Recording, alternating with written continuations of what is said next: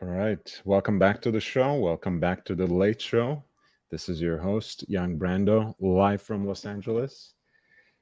We're going to talk watches. We are looking at the Antiquorum auction that's going to take place on July 25th. Um, and there's some new releases. And you let me know if I missed something, if you want me to cover something else. Please feel free to send in a question or any demands or suggestions. That's what the chat is for. Feel free to type in, feel free to write in. But let's get to it. The whole experimentation with case materials seems to be the order of the day. The Zodiac Super C Wolf ceramic compression piece was already introduced in ceramic earlier with a black case and a black dial, which looks pretty good, by the way, which I've already liked. But they have decided to go ahead with these ostensibly summer-ready colors with two-tone dials and straps that pick off at least one of these colors on the dial. This time we have a white ceramic case rather than black. I guess that's what makes it a little lighter visually, and that's what makes it summer ready. There's a familiar tune that plays with the blue dial version, which has kind of a navy sunburst finish in the middle of the dial, whereas it has for the seconds track a softer blue.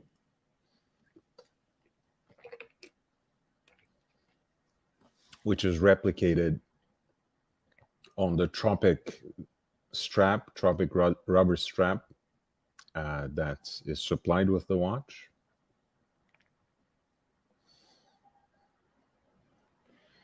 The packaging remains quite minimalist, as you can see, and matches the dominant color of the watch. The lume seems pretty healthy. As you can see from the back, this is actually a ceramic coating that goes over the stainless steel case. Hence, you see there's that 1 millimeter of expansion in terms of the diameter of the case compared to the standard stainless steel versions. So the case back remains stainless steel, and in fact, the underside of the lugs remain exposed as well. Ultimately, what you get is a dive watch, which has a colorful aesthetic and a ceramic cap basically on the case, which from not only full frontal view, but even from the profile, as you can see, gives a pretty uniform look. The bezel itself is white ceramic as well. And so is the crown.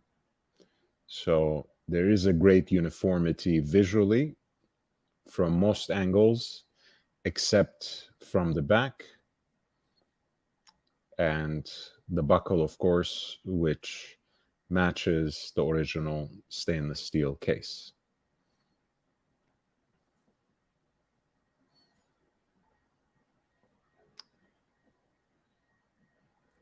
There is one that has an orange color, kind of a taupe sunburst dial, an orange seconds track that is picked off actually on the graduated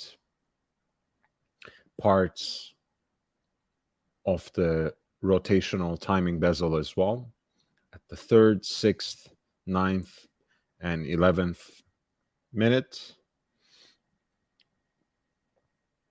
The minute hand 2 is in orange in a way that coordinates with that essential graduated minutes, especially up to,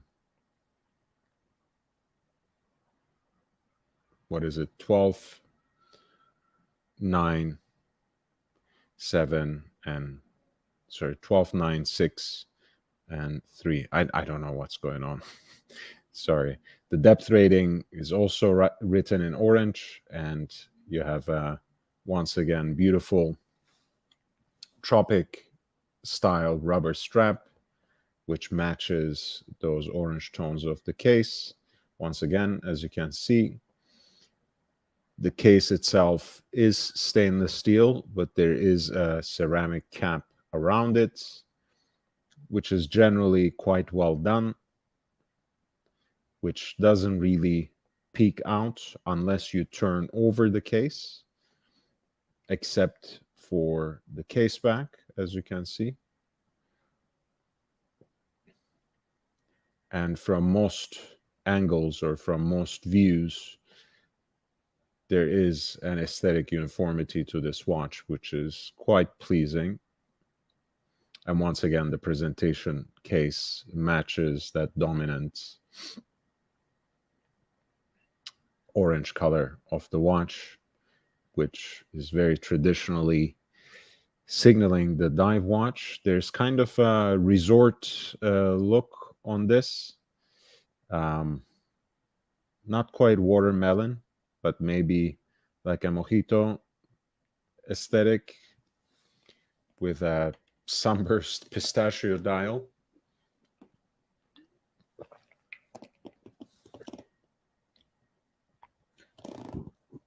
And I don't know, should I call this Nantucket red, the color of the minute seconds track, or is it some other color? Maybe it's like a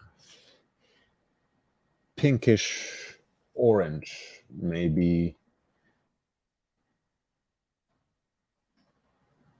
Yeah, like a melon pink, really.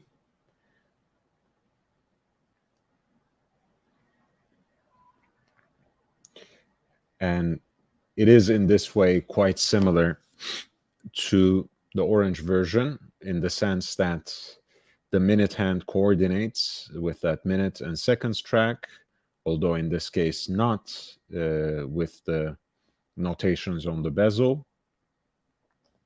But the depth rating too is written in that melon pink or pinkish orange. And in this case, it is the center of the dial that's picked off on the color of the tropic rubber strap, which is kind of like a robin's egg slash pistachio, maybe, though the packaging clearly harkens to the hype color that has not yet stopped hyping, which is the Tiffany blue. Hey, John D, nice to see you, man. So these are the 3 options for the season, apparently. They're listed right around the same price point as the previous black ceramic piece, $1,795, $1,795 in US dollars. Again, the case size is slightly larger than the standard stainless steel at 41, because this is essentially a ceramic cap, as you can see. which obviously expands the size of the case, even though, of course, the strap width remains the same at 20 millimeters. And thankfully, the properties, the diver properties of the watch, namely the 200-meter depth rating, is also intact. This was the black, which has actually a very beautiful kind of a petrol blue dial. I think the old one still remains my favorite, with a kind of blacked out look, but without becoming too severe, honestly.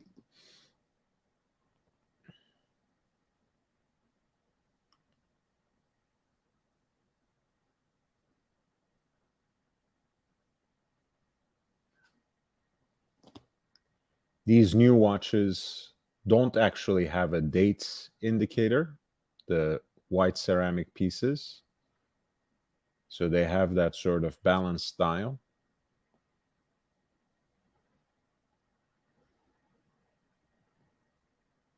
Whereas the older one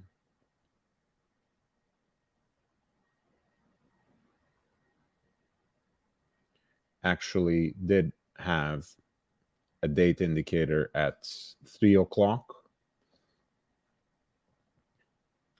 Black ceramic, as you can see, which is kind of capped. But in this case, the stainless steel was matched to that black ceramic cap with some sort of DLC coating, if I remember correctly.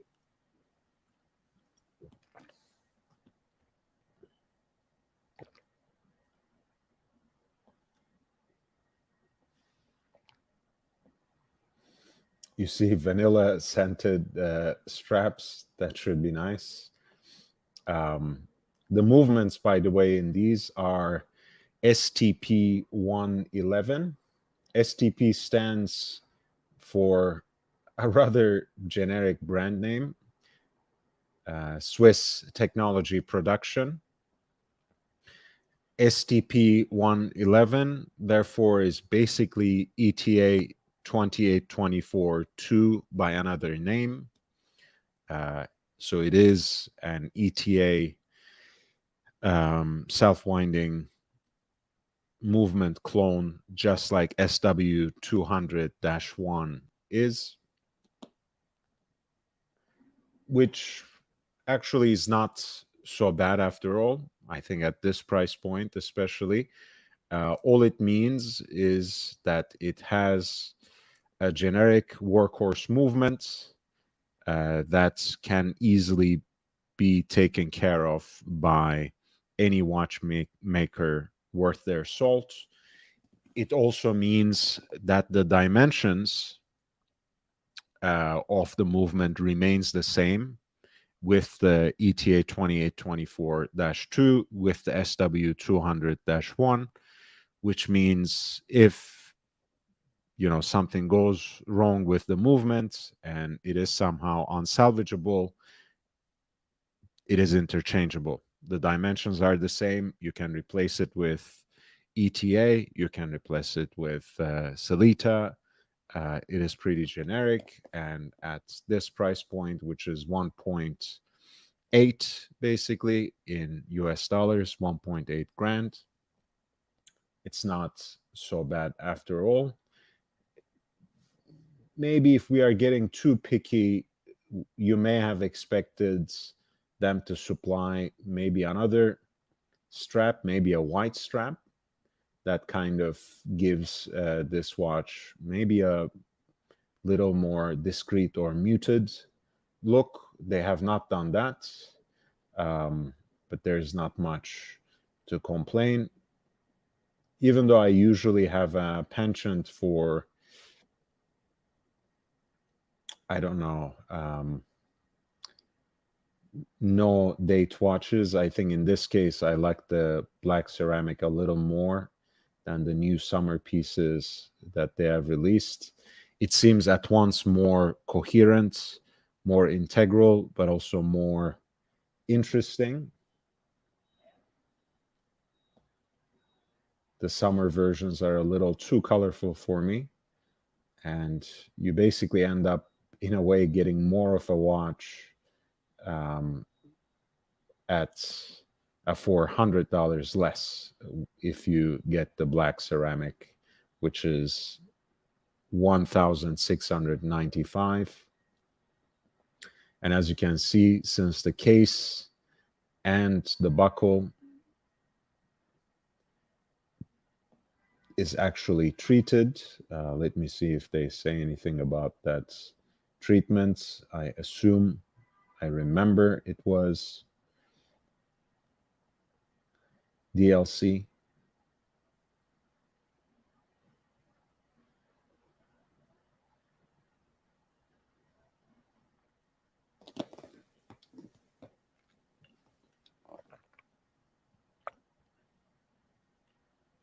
Yeah, I'm assuming this is DLC. But frankly, I like it quite a bit. And even though it is essentially a cap, not in the way young people say it, but quite clearly in terms of how a ceramic sits, a ceramic cap sits on the stainless steel case, you still get all the properties of a Zodiac dive watch with a very different aesthetic, and I think it's worth checking out. These seem to be pretty decent value to me. Of course, the prices have jumped up quite significantly. Of course, in an ideal world, this would still be under 1.5. But unfortunately, we don't live in a perfect world like that.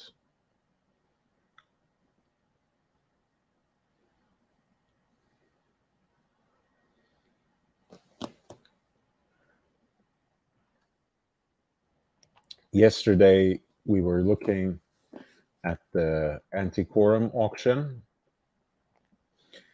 and actually, I did have a chance to check in with Jose, and he's telling me that this piece, actually,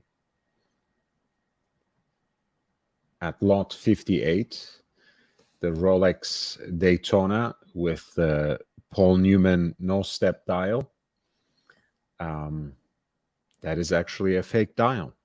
This is what Periscope says. He has a specific theory about where that fake Newman dial came from and how it arrived in this watch. But since it involves a number of names, that includes also another auction house, I would rather not just blurt out all the details. But I have it on good authority, and by which I mean Periscope's authority and expertise, that this style is actually a fake, much like those red Daytona dials that have never been made by Rolex, or even, to my knowledge, not even prototyped by Singa for them. But that is another discussion altogether. So all that goes to say that lot 58, the Rolex reference 6265, actually has a fake Newman dial. Kia ora, Mike David. Nice to see you. So we are looking at a rectangular Cartier piece. This is a tank étanche, like a waterproof tank. As you can see, the case has a slightly different design. maybe even an Art Deco take on the tank, um, both in terms of the sun motif that dominates the center of the dial,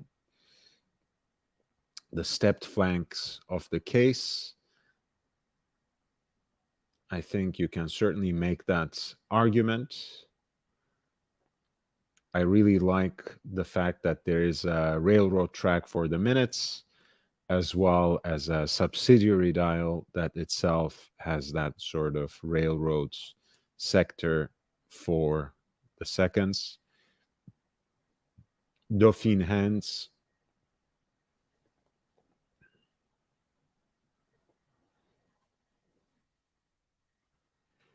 Piece is 23 by 38 in millimeters, an 18 karat yellow gold case, and with a Gégé Lecoutre hand wound movement inside.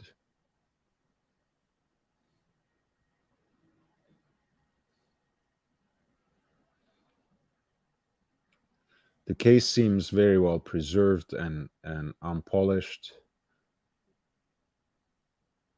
It is interesting to match it with a rubber strap, but it is what it is.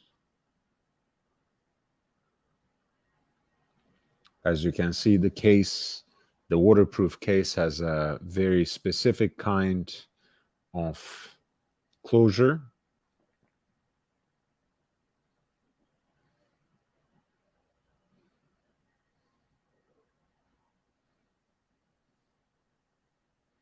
And the watch, as mentioned, comes on a rubber strap, perhaps to emphasize that those waterproof properties.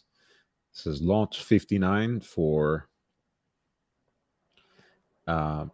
tank étanche from around 1945 in an 18 karat yellow gold case with Gégé Lecoutre movement.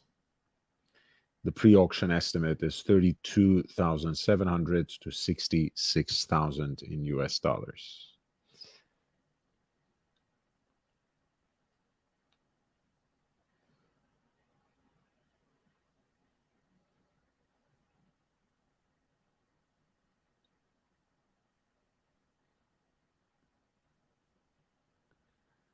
Here's an interesting Cartier piece. Gouvernet. Again, a very original design.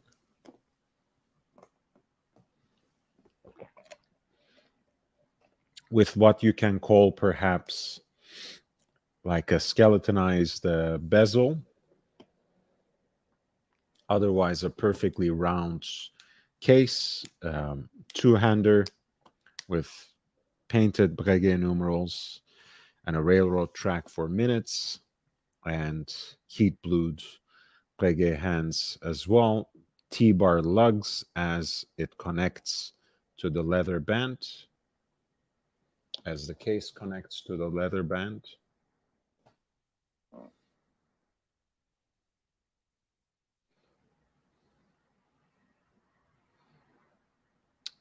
The case looks like it is in decent shape with the hallmarks and the inscription of numbers on the case back quite intact.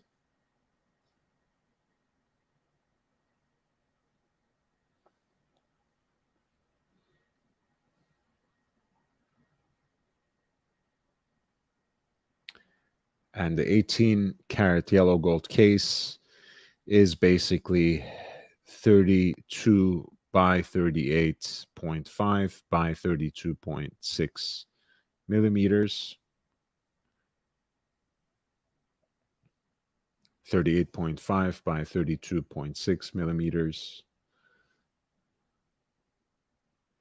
And the piece has an estimated value of 27,200 to 55,000 in US dollars at lot number 65.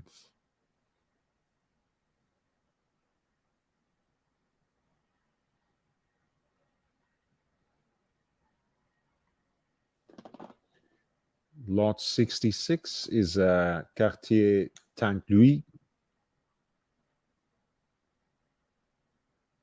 Yeah, I loved it too, John Lee. I certainly did love it. Another two-hander with an automatic movement. This is a piece that comes from a much later period compared to what we have seen from the 70s. In 18 karat yellow gold, the dimensions of the piece are 28 by 35 millimeters. The piece is presented on a leather strap and matched with an 18 karat yellow gold déployant clasp. And what you have is kind of cream dial with a rectangular inner railroad track for the minutes, elongated and stylized Roman numerals, which include a watchmaker's 4, the Paris signature at 6 o'clock, which would please any purists. There's a sapphire cabochon set on the beaded crown, and the sword hands are fashioned out of stainless steel and heat blued. This is Tank Louis with a self-winding movement from the 70s at lot 66. This Cartier watch has a pre-auction estimate of 3,300 to 5,500 in US dollars.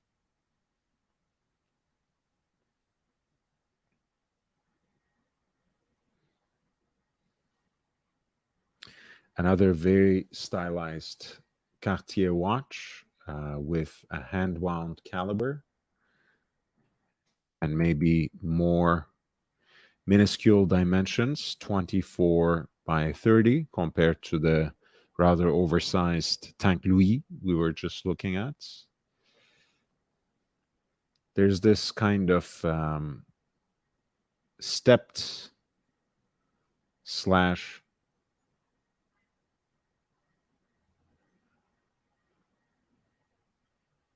enveloping case design.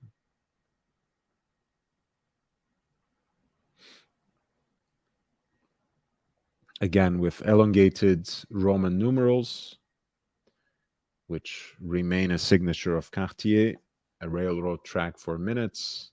The dial is signed Paris at 6 o'clock, and the crown is set with a sapphire cabochon.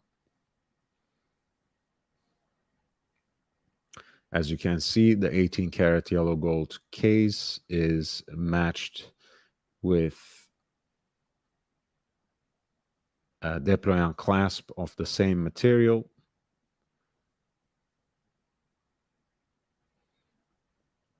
And the hands are fashioned out of stainless steel and heat blued. This is lot number 67 for a Cartier reference 25720 in 18 karat yellow gold.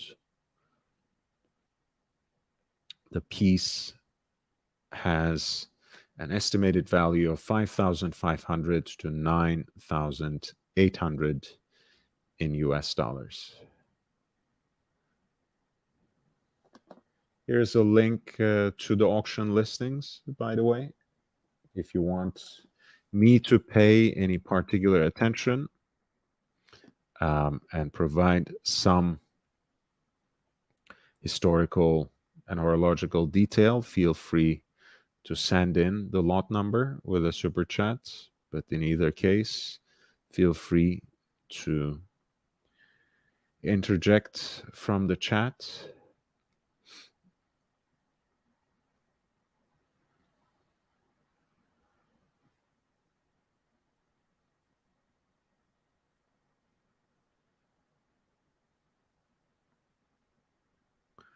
Lot 68 is a pretty beautiful Patek hourglass. As you can see, the piece has that distinctive shape that's through its figure has been called an hourglass. It is also very curved from the profile with a matching crystal that has that um, kind of facet that runs right through the middle. A silver dial that is set with diamonds at the factory, with baguette cut diamonds at 3, 9, and 12 o'clock, and brilliant diamonds for the rest of the indices, leaf styled hands for hour, minutes, and small seconds. It's a platinum watch with a 5-link matching bracelet.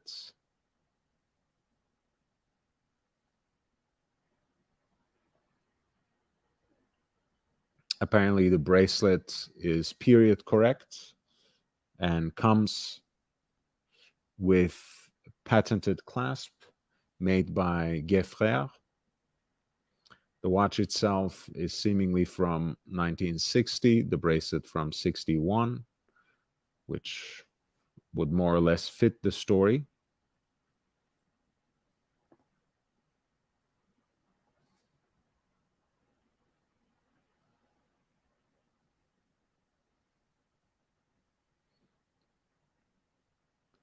The dimensions of the case are 41.5 times 25.2, so relatively modern. This is the Patek Philippe reference 1593, the so-called hourglass in platinum with a diamond set dial and on a matching platinum Patek Philippe bracelet made by Gueffrère. The piece has a pre-auction estimate of 32,700 to 66,000 in US dollars.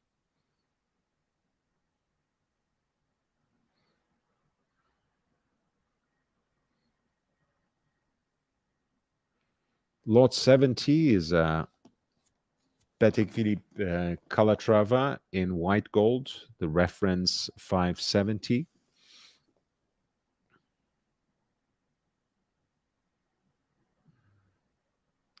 It comes on an oyster style bracelet that is also in matching white gold and has those straight end links.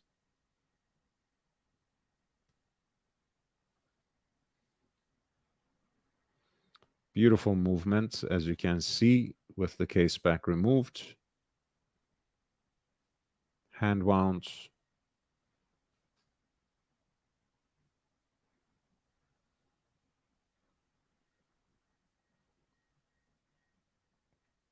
.35 millimeters from the late 60s with sweep center seconds. This is a Patek Philippe Calatrava.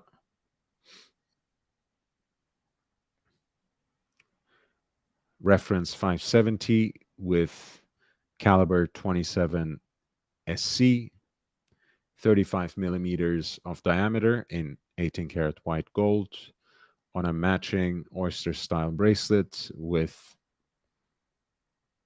riveted oyster style bracelet with straight end links. Supplied also is an extract from the archives. Lot number 7 has an estimated value of 43,500 to 87,000 in US dollars. Thank you for tuning into the show. I really appreciate you. Please hit the like button whenever you can. It really does help. It makes all the difference.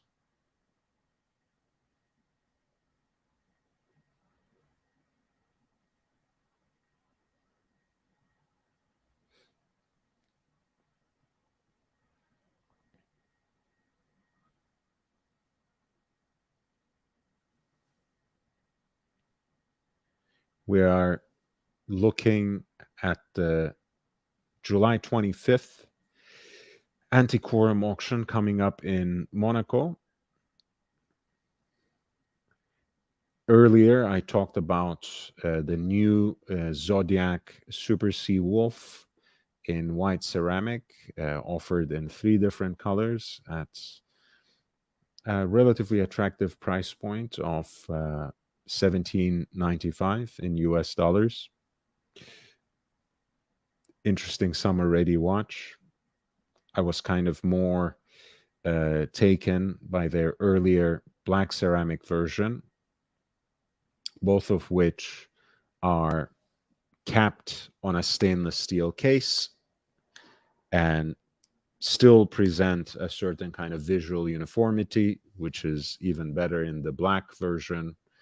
And in either case, as an advantage of that treatment, they are actually just as water resistant, have the same specs as the stainless steel version of the watch.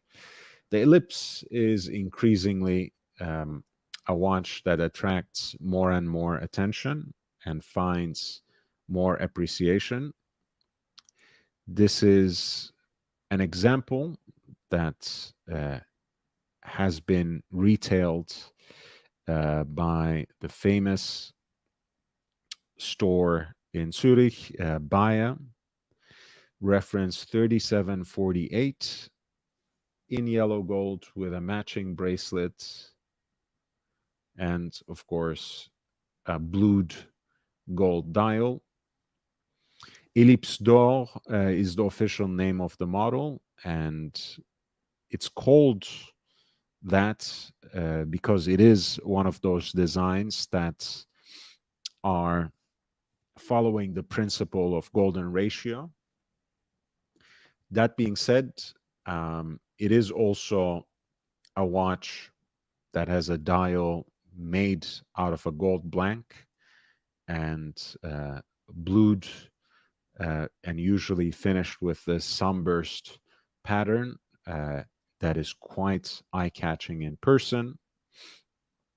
It's a relatively small version of it at 27 millimeters of diameter, and it is a yellow gold version as well that comes on the matching bracelets, a hand-wound caliber, a very slender profile. This is lot 75 for a Patek Philippe Ellipse d'Or Golden Ellipse reference 3748/1, retailed and co-signed on the dial by Bayer, sold on January 28th, 1977, accompanied with an archival extract from Patek Philippe from 2022. Basil's Bezels, thank you so much. Thumbs up in that super sticker, $1.99. I appreciate you. Thank you so much, Basil.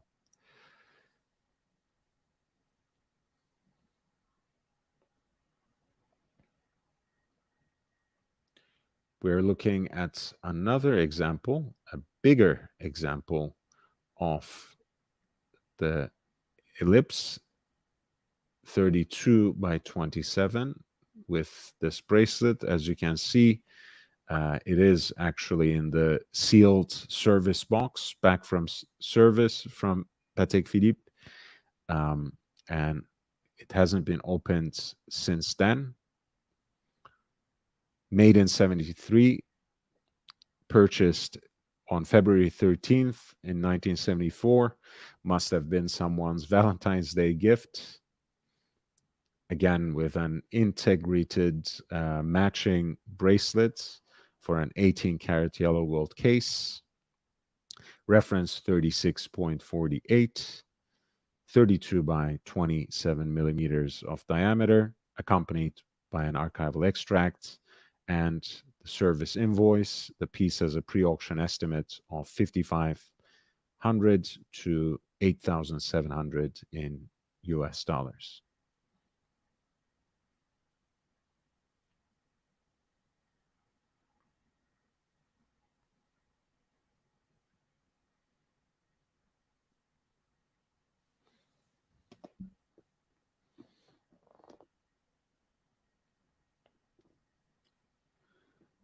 Lot 83 is a very interesting and stunning Audemars Piguet pocket watch with an open work dial. What you're looking at is a perpetual calendar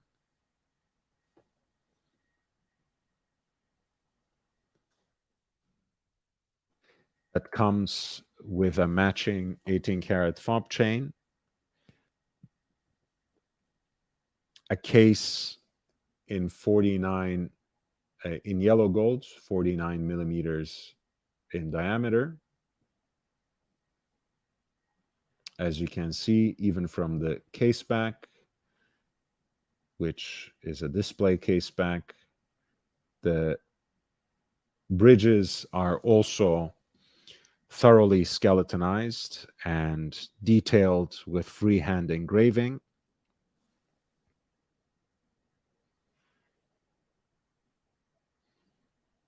What a beautiful piece. Sapphire cabochon on the crown.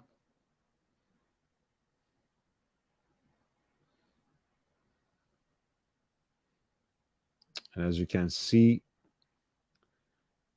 there's a chapter ring for the hour markers, which gives significant depth to the dial with the numbers engraved and filled in with enamel.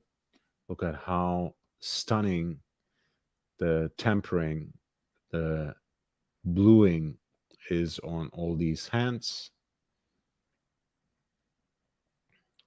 with a moon phase indicator at 6 o'clock, a pointer date at 3, day of the week at 9, and at 12 o'clock you have the month as well as a leap year indicator.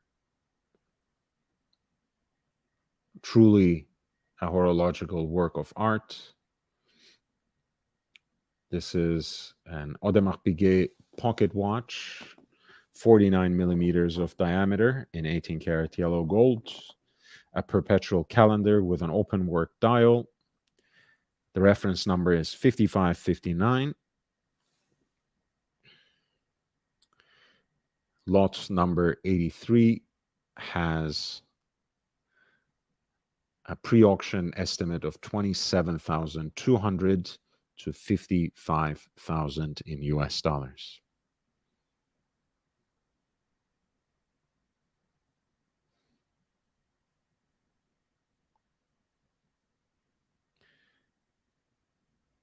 Lot 84 is one of my favorite pieces by AP of all time. This is the reference 25720. The AP star wheel with a round case. This round case was designed in late 70s, if I'm not mistaken, by Jacqueline Dimier, who was a protege of Gérard Jantin and who led the design department of Audemars Piguet for a very long time.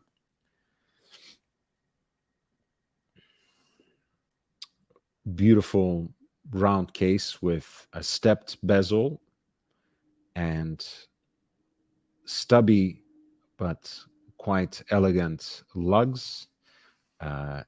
This case has been used for a number of different kinds of timepieces for various complications, including the perpetual calendar.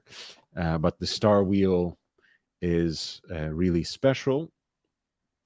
As you can see, it has the transparent wheels for the wandering hours, which also expose the gears that give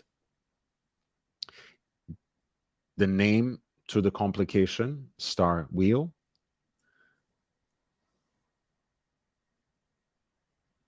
The minutes are expressed in a scale that is in the upper third of the dial and marked out in white. And that 60-minute scale is framed by a gold ring, which is engine turned by hand with this barley corn pattern. This is the 25720 BA, 36 millimeters in yellow gold. As you can see from the back, it's a self-winding movement with lovely Geneva stripes on the bridge plates and on the partially skeletonized oscillating weight as well, which is supplemented with 21 karat full gold additional weight as well.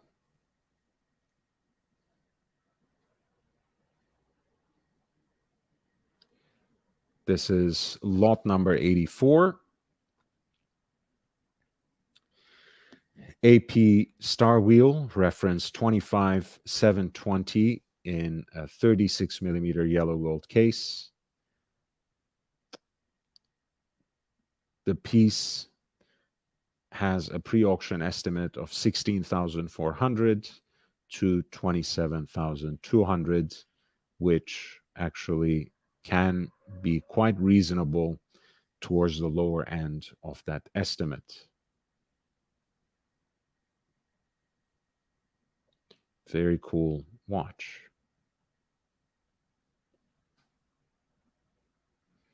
Lot 85 is a very interesting vintage chronograph with a 3-tone dial. This is a Beauvais mono-rattrapante. A mono-rattrapante is an interesting complication, or an interesting kind of chronograph, let's put it like this, where you can basically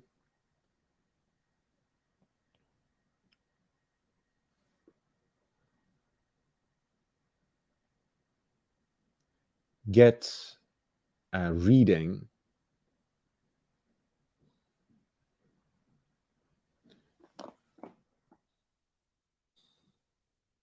get a kind of intermediary reading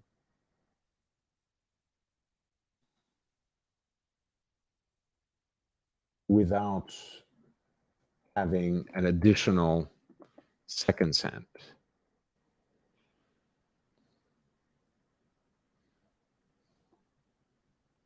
So it's basically a mechanically simplified version of the rattrapante, of the split-second chronograph.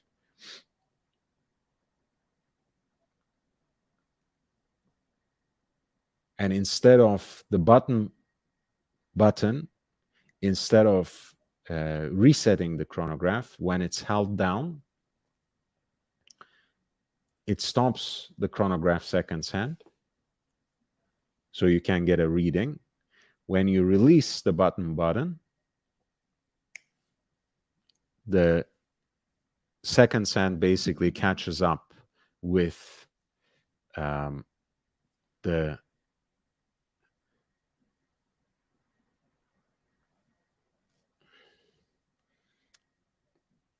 where it should have ended up if it kept running.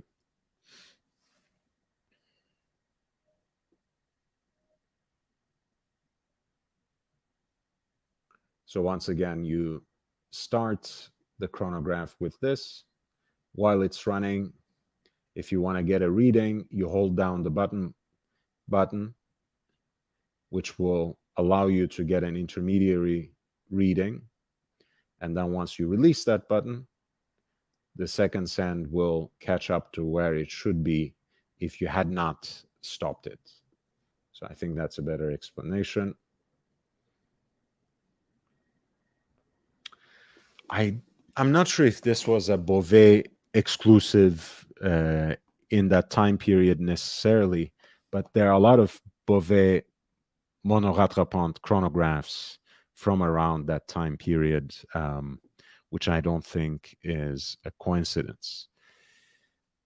This particular watch has a three-tone dial that has possibly seen better days, but is at least seemingly unrestored, which is, I think, a virtue.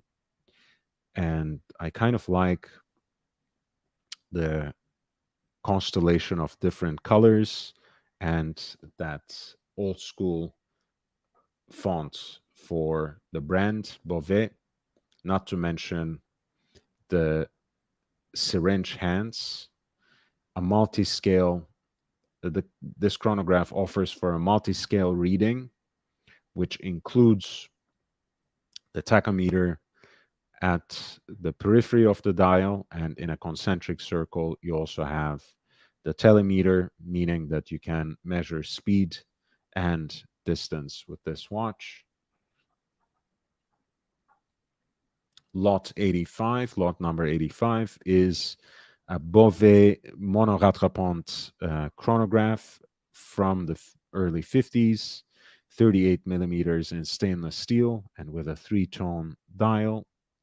The piece has a pre-auction estimate of 5,500 to 10,900 in US dollars.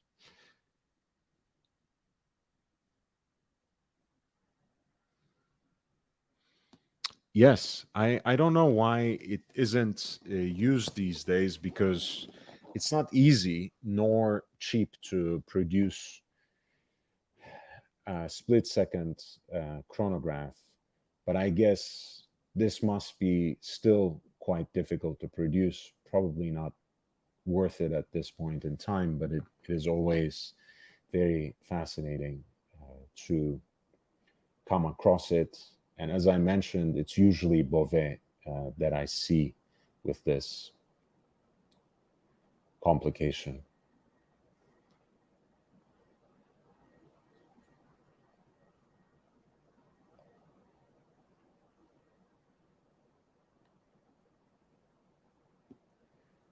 Lot 88 is an interesting Universal Genève.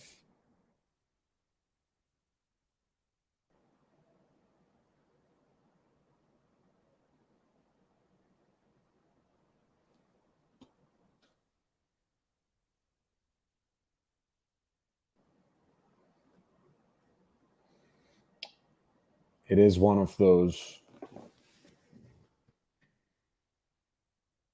dials that are fashioned in enamel and with the painting of what looks like the state enamel of India, 18 carats yellow gold, and with an hour track that is engine turned for the indices, beautiful Dauphine style hands, and a stunning enamel dial.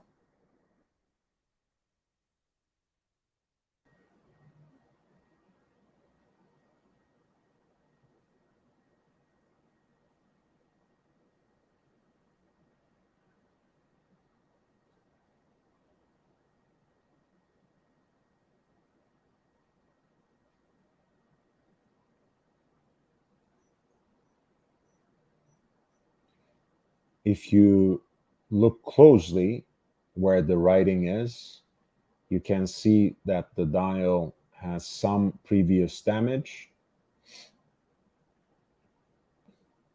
which seems to have been fixed in some way, in some fashion, but not necessarily to perfection. These things can sometimes happen with enamel dials or with stone dials from certain periods. It's not unseen, but the watch is not perfect. From late 50s, this is an Universal Genève reference 11 23 10 1A, 36 millimeters in 18 karat yellow gold with an enamel dial with a minor imperfection at around 5 o'clock. This is lot number 88 with a pre-auction estimate of 1,650 to 3,300 in US dollars.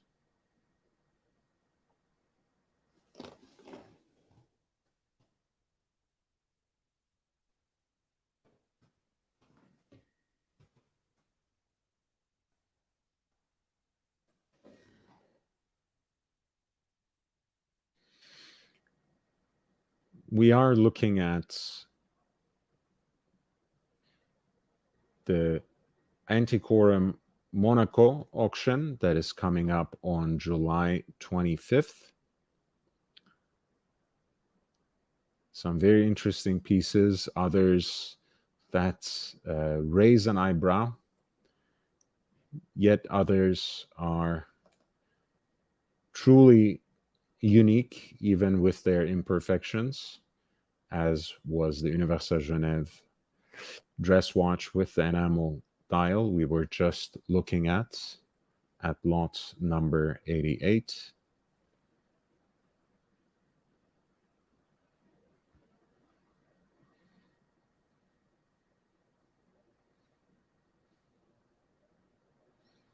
Lot 80 is one of my favorite genres, an evil Clapton, so to speak. This is the 60s version of the watch that I happen to be wearing at this point. The Universal Genève Tri-Compacts with a black dial and contrasting silvered opaline white subdials with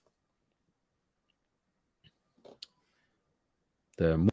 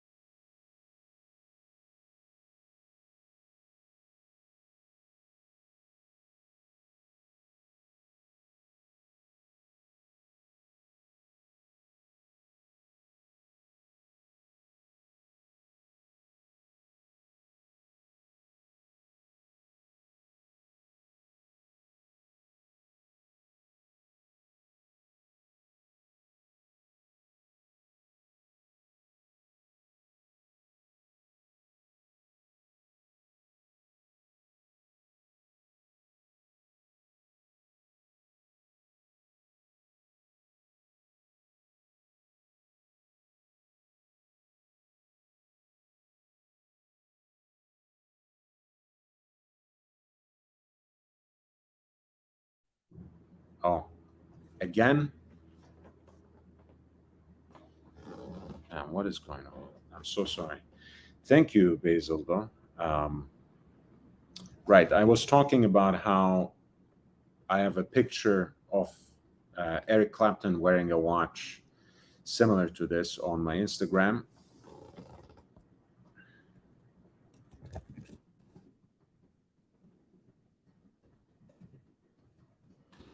I'm not going to fish it out now, especially since I have interrupted myself by losing the audio, but I wanted to talk a little bit about this watch. I was mentioning the fact that I'm wearing an early 40s version of the Tri-Compacts today.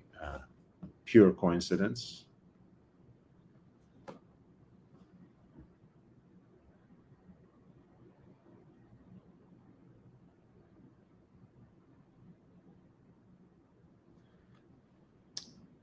The reason that this particular piece is called Eric Clapton, or rather even Clapton, is because Eric Clapton was photographed wearing a panda dial version of this with a white background, black chronograph registers for quite some time. If you scroll down a little bit on my Instagram profile, you'll find a picture of Clapton with Jimi Hendrix while he's wearing this watch, which is very distinctive. Of course, it's much like the Pole Router. The Tri-Compacts through the years has many different iterations, so many different cases, dials, and permutations of cases, dials, and pushers, etc., that you can imagine building an entire collection just out of Universal Genève Tri-Compacts. This particular version comes from the 60s, of course, which is kind of like a golden era of chronographs, you might say. Mid to late 60s especially has a lot of the iconic examples. Some might argue that the classic designs for a lot of watches, including the chronographs, have been more or less settled in the 40s.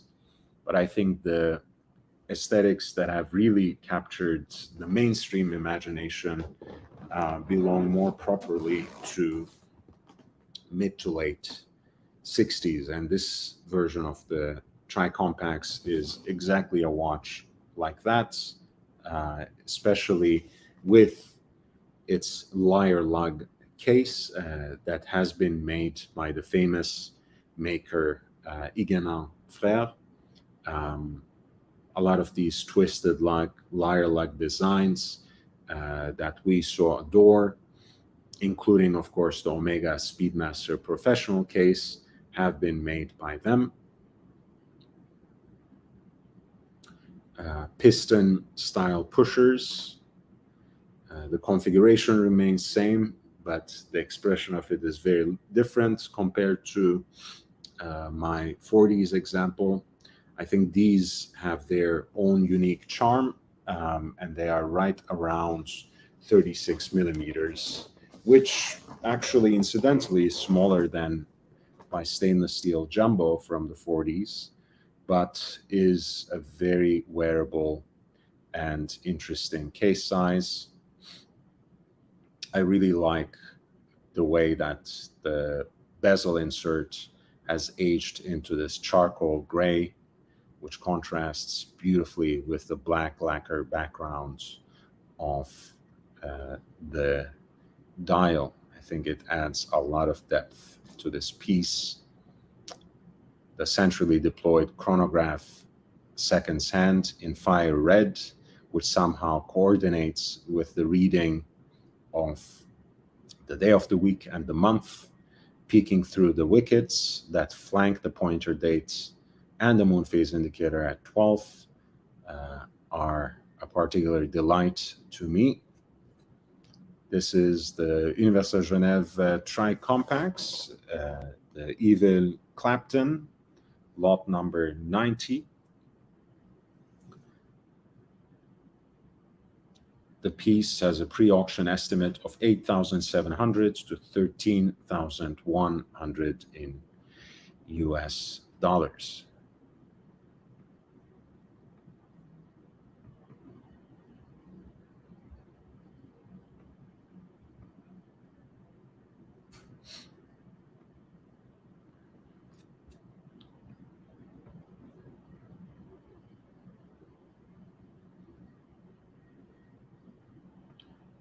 At lot 91, we have a Tudor snowflake, reference 7021.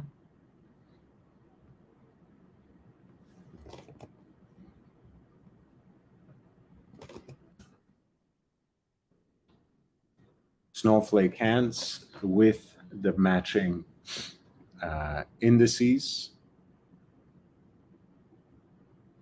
which are kind of stubby rectangles at 6 and 9 o'clock. Again, a stubby triangle at 12 and square markers for the rest, except, of course, for the date window at 3, which is magnified on the crystal with this classic Cyclops style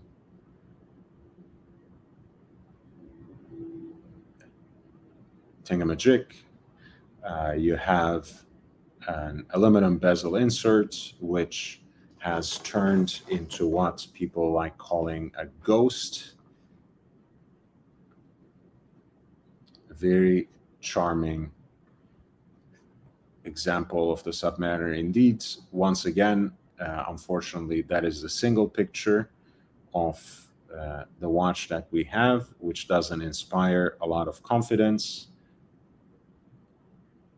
But the lot number 91 for the Tudor Snowflake Submariner, reference 721, has a pre-auction estimate of 2,200 to 4,400 in US dollars.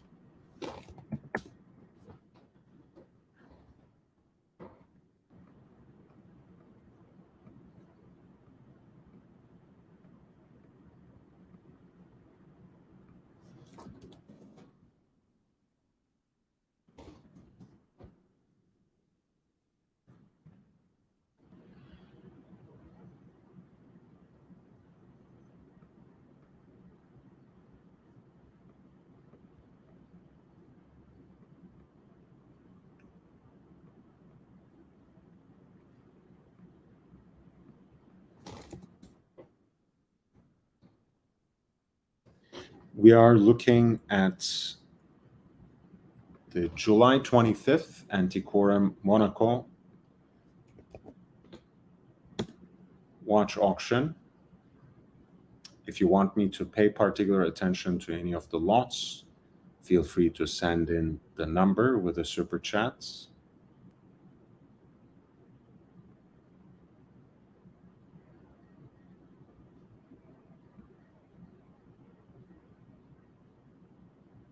Here is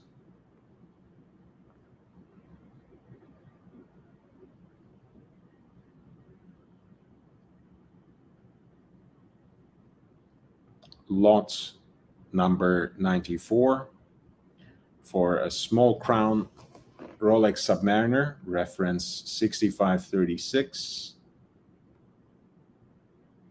with a gilt dial and the depth rating written in red, 100 meters and 330 feet.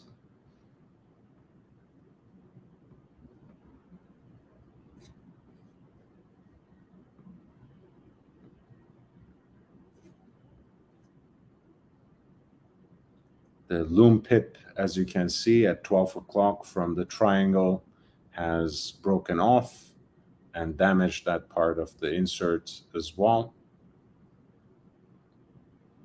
You have a riveted oyster bracelet on which this watch is mounted. This is lot number 94. A reference 6536 from mid-50s.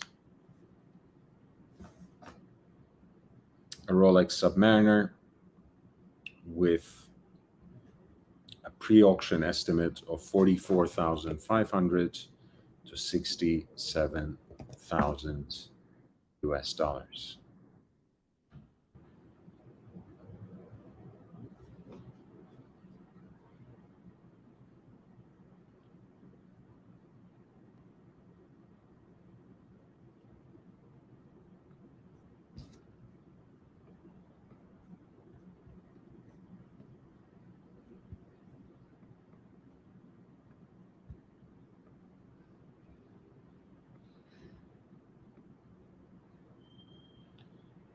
We have a few interesting submariners back to back here in this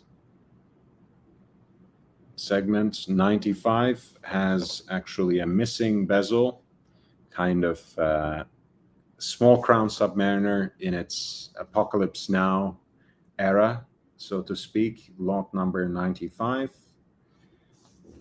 Rolex Submariner 6536, small crown with a tropical exclamation point dial.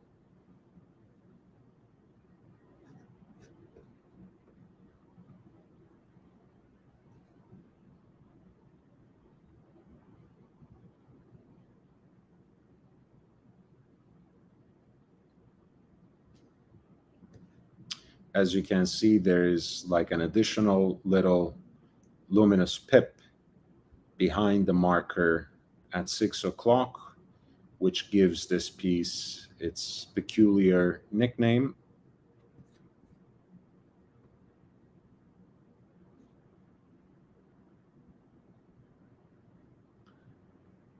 And a very interesting piece indeed. I leave for you to decide whether that is that looks damaged to your eyes or charming.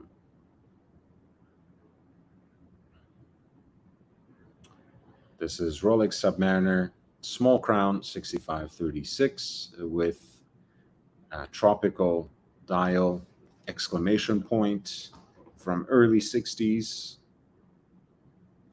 The piece has a pre-auction estimate of $27,200 to $55,000 in US dollars.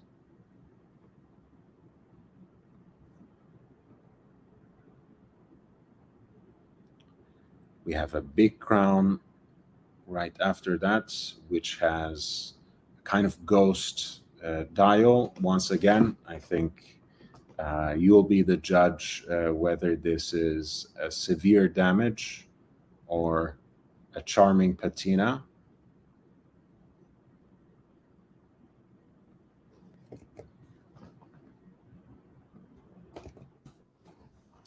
We're looking at lot number 96 of the upcoming Antiquorum auction in Monaco on July 25th.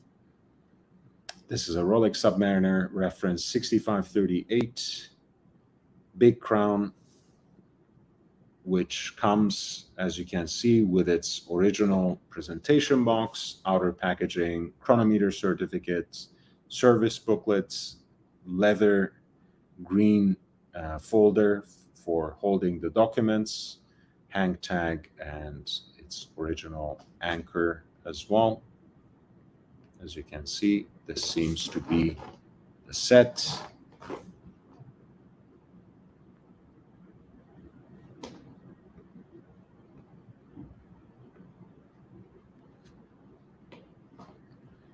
Lot 96, a Rolex Submariner, big crown, reference 6538.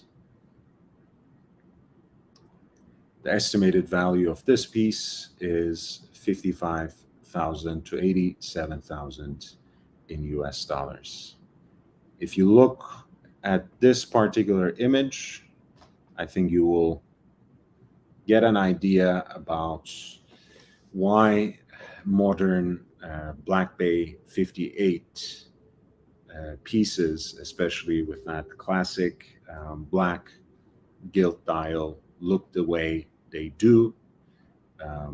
This is the kind of watch that they are modeled after, the Big Crown Submariner, to which the Black Bay 58 is a very fitting homage.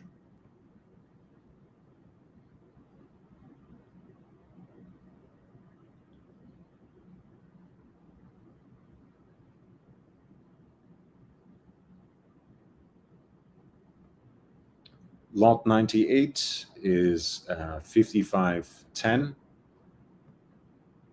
Again, a Submariner with a heavily tropicalized dial, heavily baked dial, a red triangle on the bezel.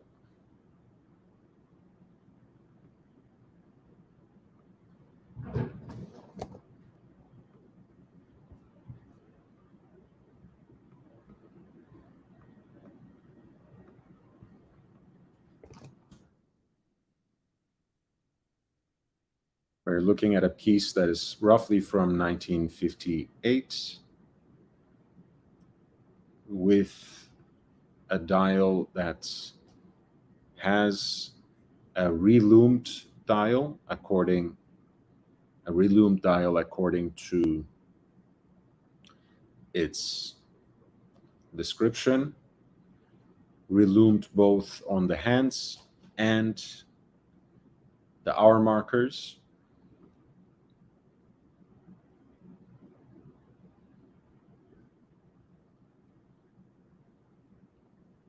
Reference 5510 is quite rare due to its Swiss-only lacquered dial and its limited production. No crown guards with a big crown, made from 1958 to 1959.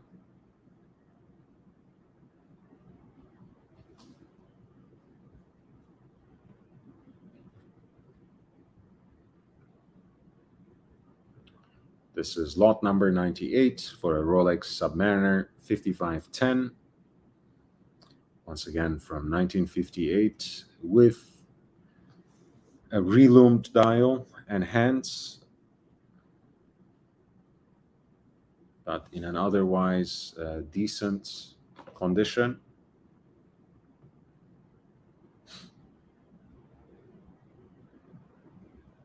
The pre-auction estimate is 95,000 to 134,000 in US dollars. It ranges from 95,000 to 134,000 in US dollars.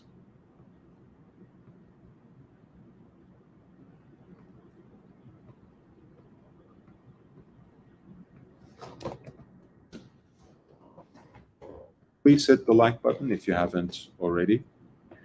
It really does help.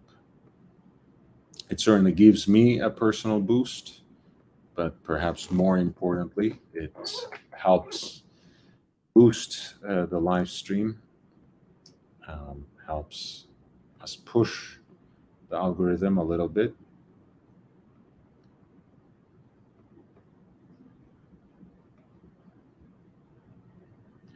And obviously, for a channel this size, that does make an important difference.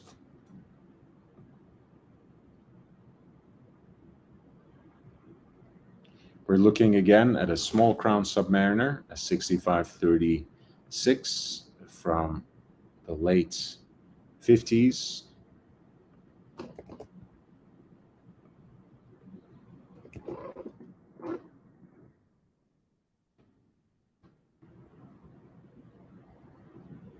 This is again a good presentation of that aesthetic when it comes to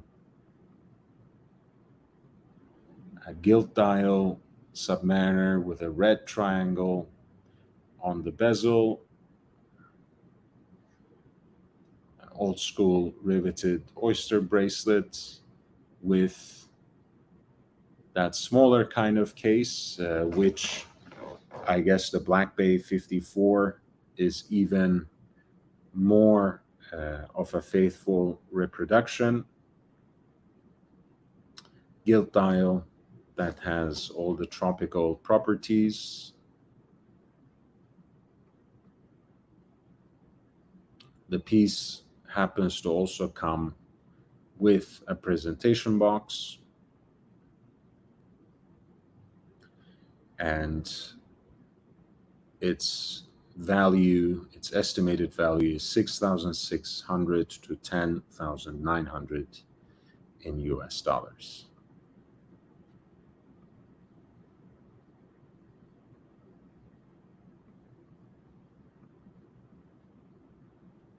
Take a look at this piece while I'm getting a quick drink. Enjoy yourself. If you have any questions, feel free to write in the chat. I'll be right back.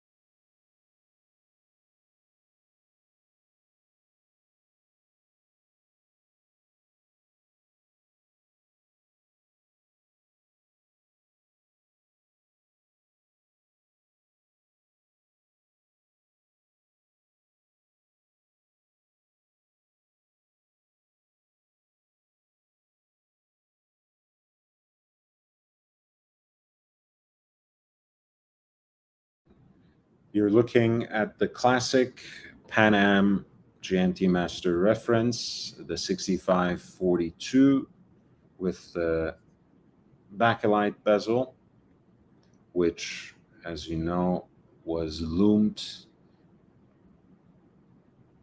as well, was luminous with those numerals.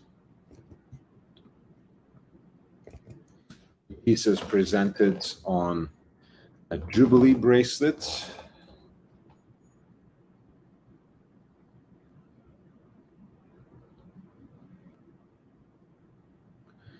The dial is reloomed and the hands are replacement hands,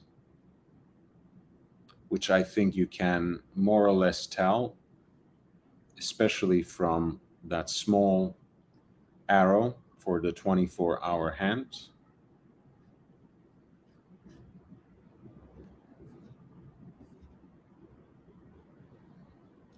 Honestly, the bezel itself looks too good to be true to me as well.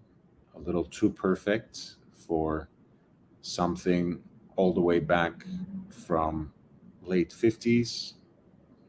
Could be wrong, but with all the other pieces from the watch that have clearly been refreshed and tempered in a way, I'm inclined to think that way. And the relatively conservative estimates, which ranges from 13,100 to 19,600, makes me think that this is also a piece that is not necessarily the most desirable version.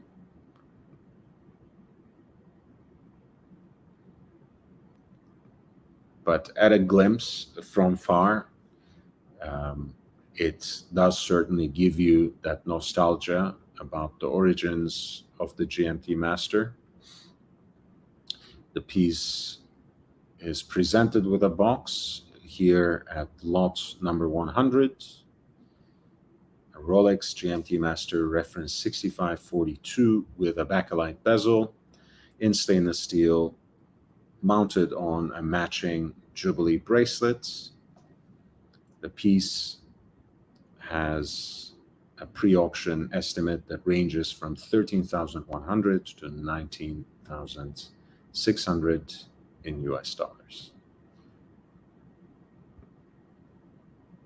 Shelby Land Farms. Thank you, Shelby Land Farms. Man, imagine the kind of community we are building. I get niche, I get Shelby Land Farms, even though I'm vegan. It's I have a lot of support that I'm not even sure that I deserve. Thank you. This is lot 101, a root beer. I'm a little bit of a purist when it comes to the root beer, so I like it a little better on the Jubilee bracelet. I feel like that is one Rolex watch that looks better on the Jubilee rather than the Oyster, which we probably think more as canon, more iconic to a lot of the sporty Rolex models at least. But this piece has a beautiful case. As you can see, it is presented here on its original paper. And as you could see, look at that. As you could see from the applied crown here, this is the matte dial, which has patinated beautifully. And it also does not have the quick set date. The transitional model, which I have the privilege or pleasure to own, has the quick set date. which is a redeeming aspect of it. This piece comes with its original presentation box, warranty papers, and booklets. And you can see also the crispness of the watch, not only because of the existent chamfer, but also how nice and kind of like the coin-edged that gold bezel is. Because with overly polished watches, which you can add mine into that mix as well, because mine is not necessarily the most pristine in terms of the condition, you can see how the distinct coin edging of this bezel is a little more rounded out. The grip is a little bit lost. Yeah, this is a beautiful example with a bicolor bezel for the 24 hours.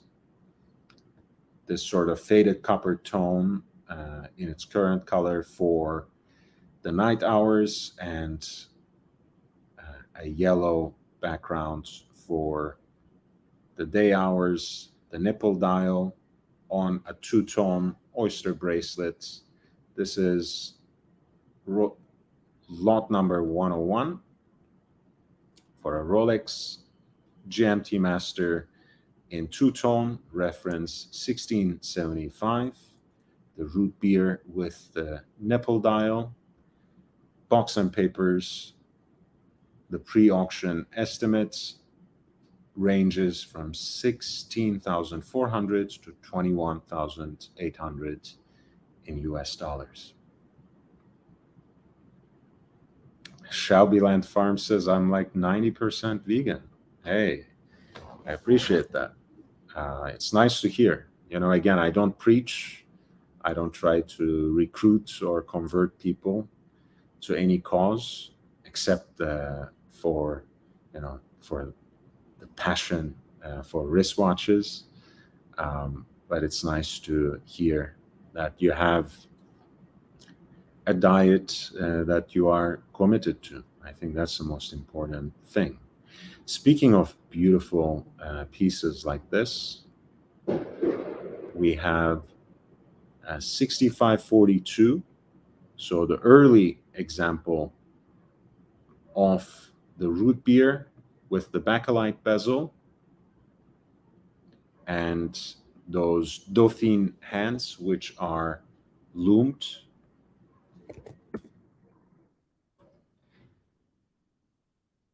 The piece comes with a matching yellow gold Rolex branded brick style bracelet,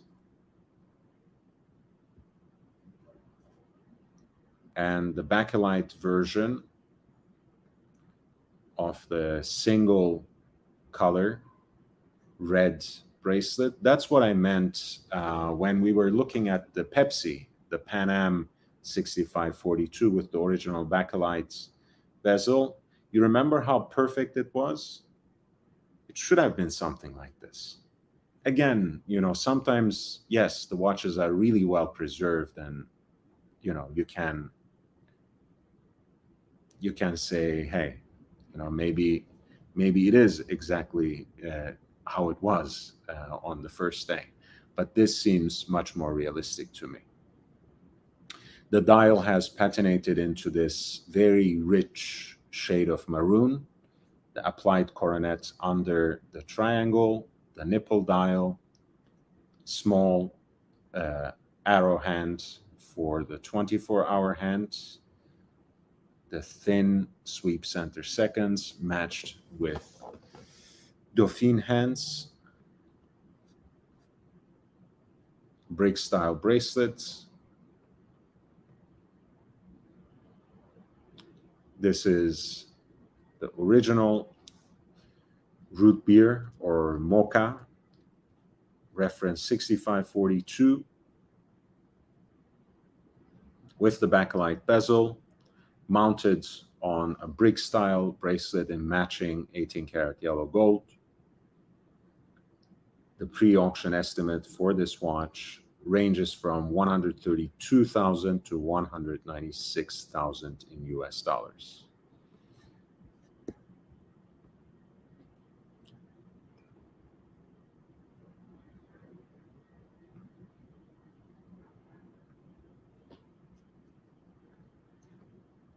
Lot 103 is a Pepsi 1675.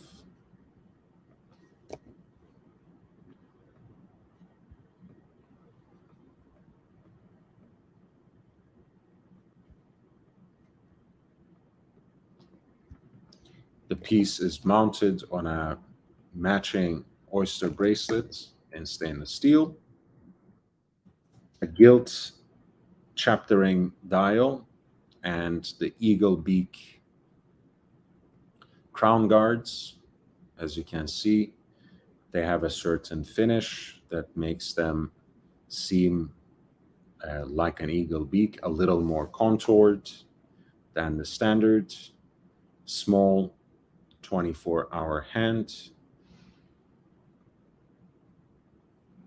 and a nice Pepsi bezel.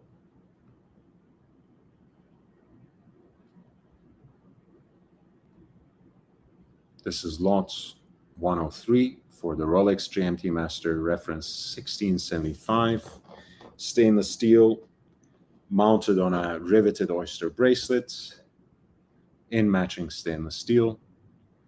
This piece has an estimated value of 19,600 to 30,500 in US dollars.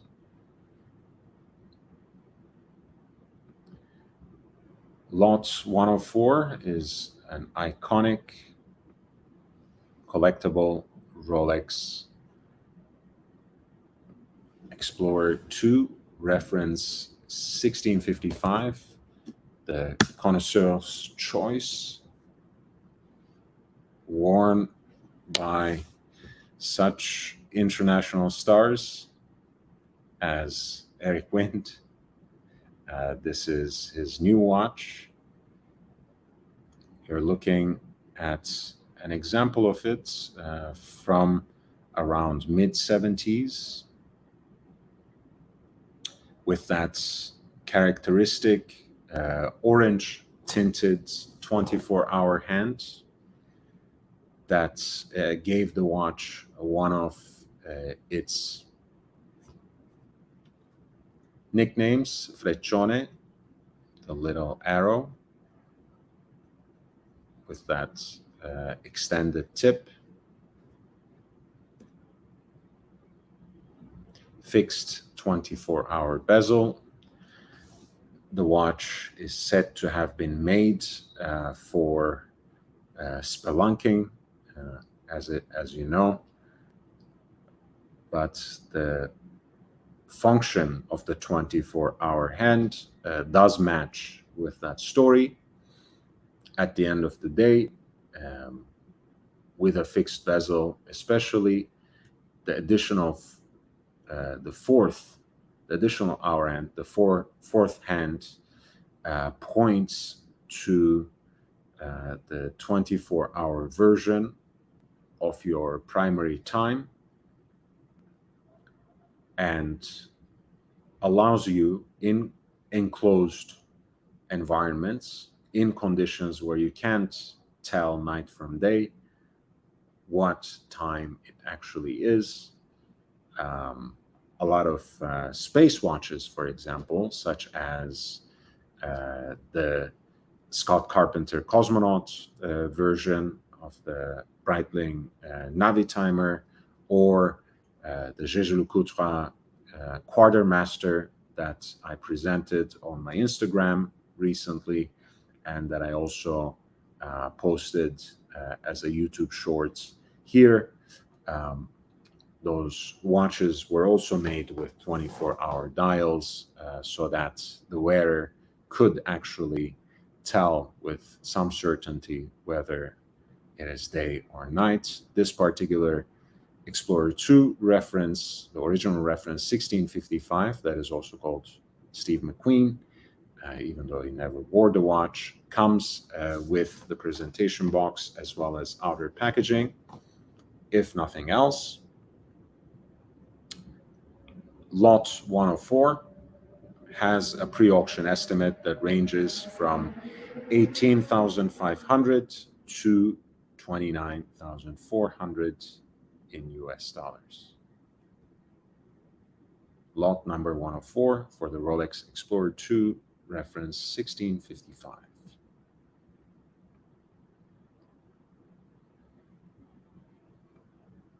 It does look quite nice, yeah. Maybe a little suspiciously nice, but quite nice.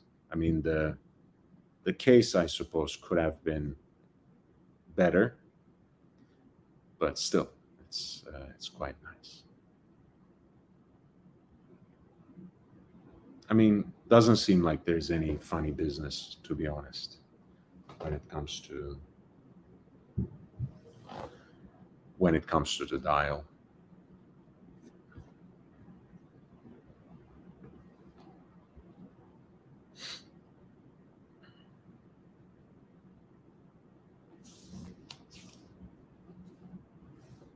One second.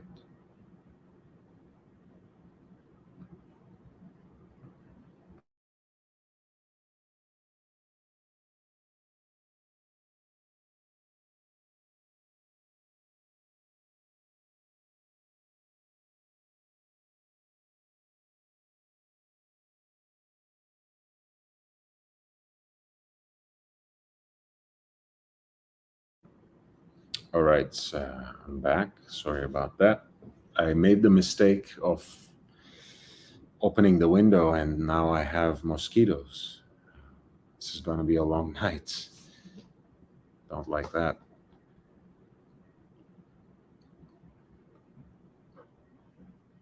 We're looking at the Datejust turnograph. This is a lot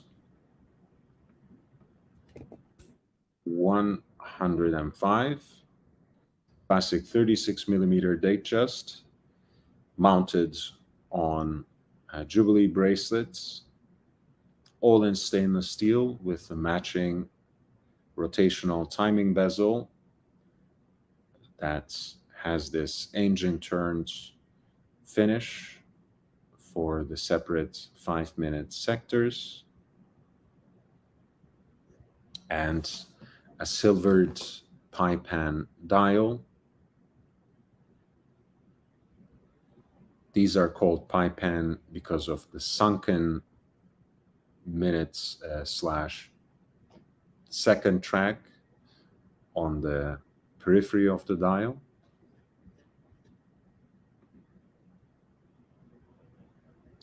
Very nice monochromatic look and interesting expression of simplistic beauty.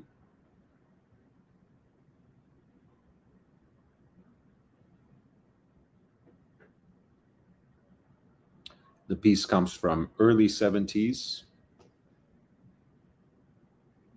and has a pre-auction estimate that ranges from 4,400 to 7,700 in US dollars. It is accompanied by a presentation box as well as outer packaging.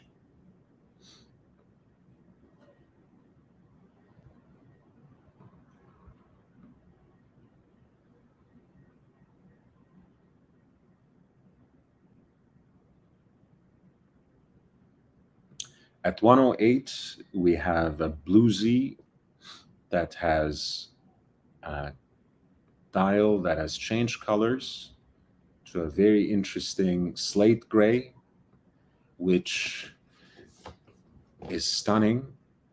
Honestly, it reminds me of the dial of the new tribute chronograph, the Reverso tribute chronograph from Jaeger-LeCoultre, which everyone adores, especially for the color of that dial. just to bring it up very quickly.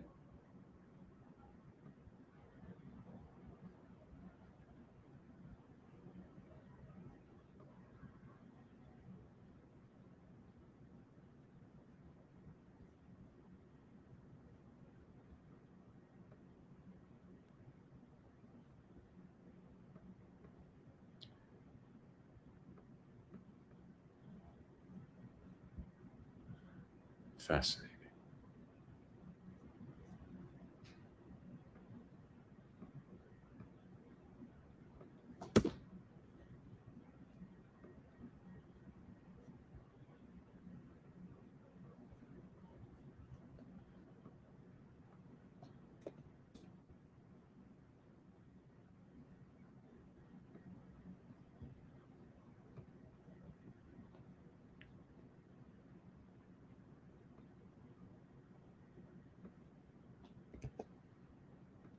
Kind of like this style. That's what it reminded me of.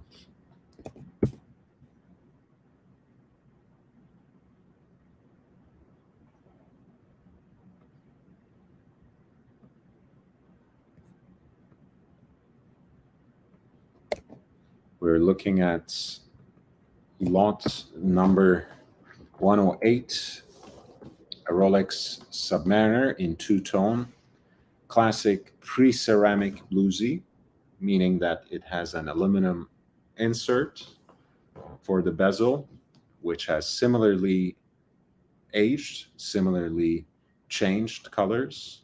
The reference number is 16613. Stainless steel with 18 karat yellow gold accents, with a dial that has changed to slate gray from sunburst blue.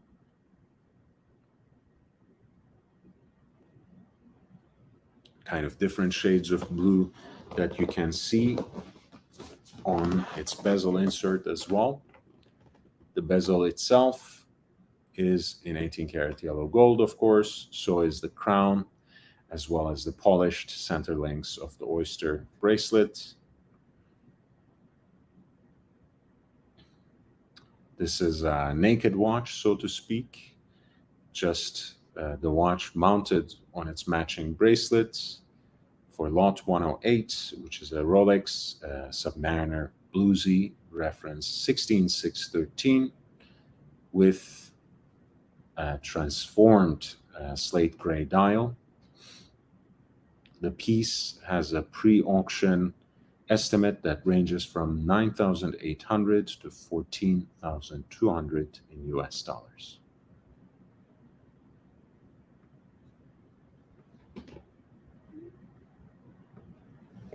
We are now looking at,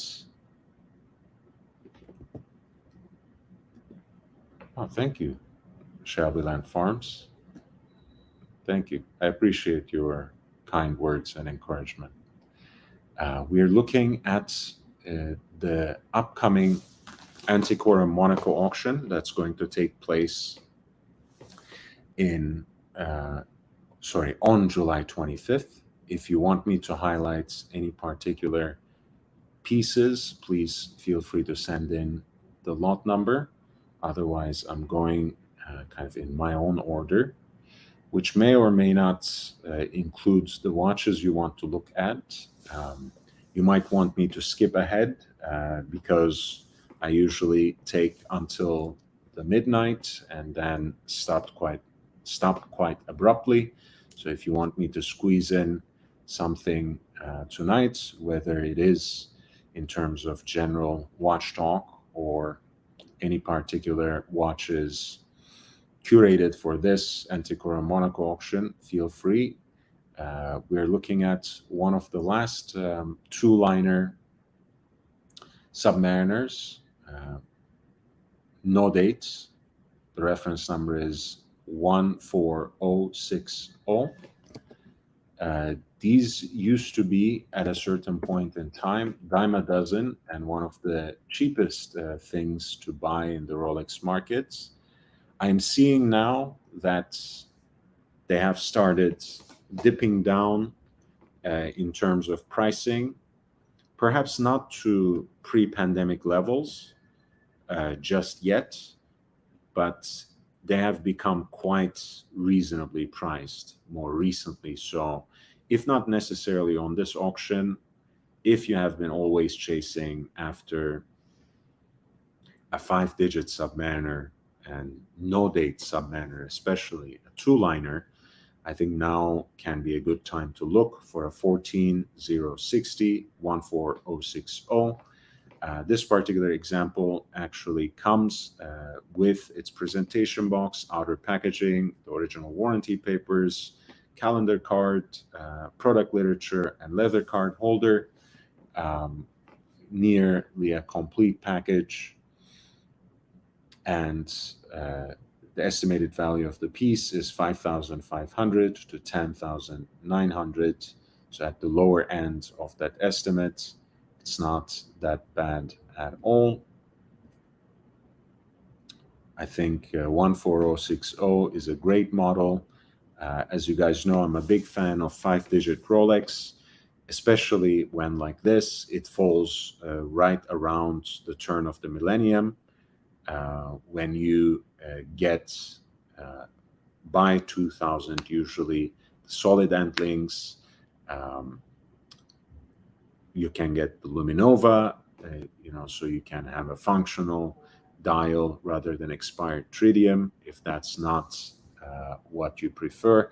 I actually am quite partial to faded tritium and the kind of romantic look that it gives to the dial. But all this goes to say, I think overall, they are becoming a very good deal again.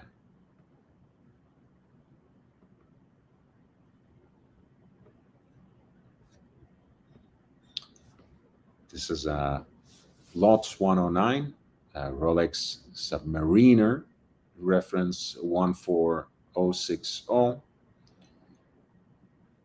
Full package, basically, with its pre-auction estimates ranging from 5,500 to 10,900 in US dollars.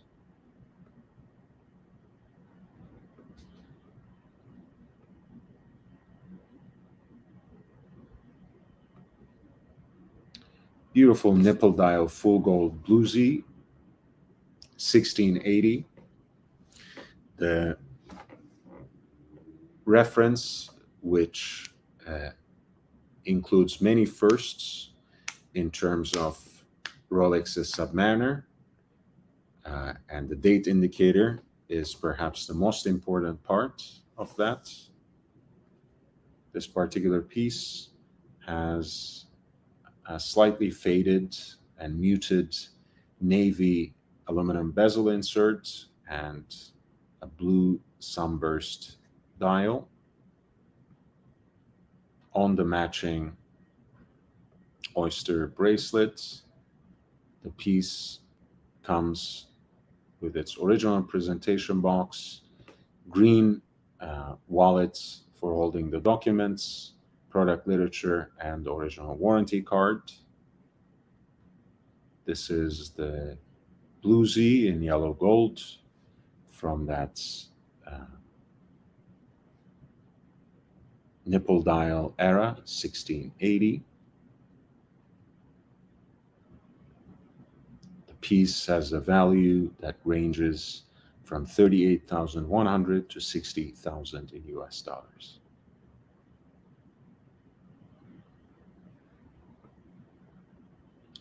At lot 111, we were just looking at a two-liner, 14060, which is a minimalist design. This is a maximalist one. It's a 5-liner because this is a Submariner that was once retailed by Tiffany & Co. and signed on the dial accordingly.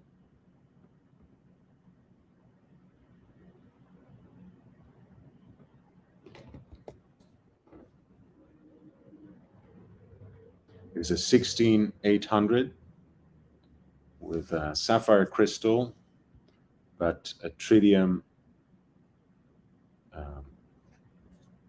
matte dial,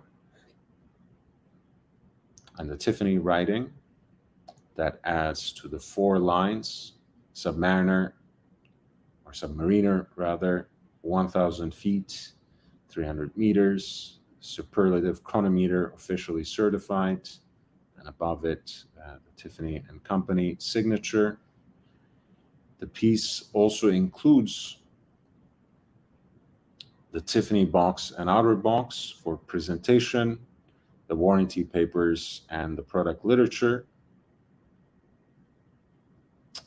Lot number 111 has an estimated value of $27,200 to $55,000 in US dollars.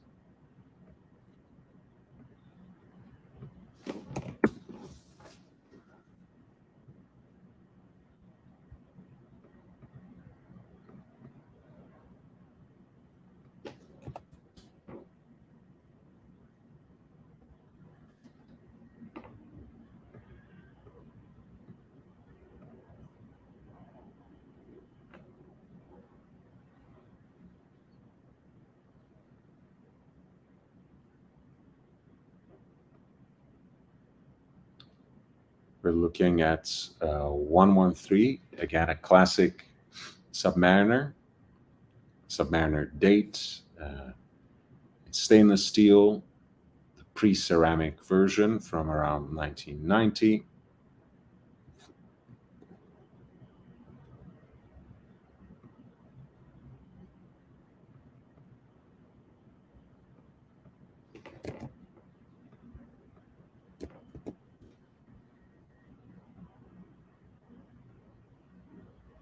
The piece comes with a presentation box, but not much of anything else. So your guess is as good as mine, whether that actually is its box or not. But otherwise, this absolute classic looks just fine.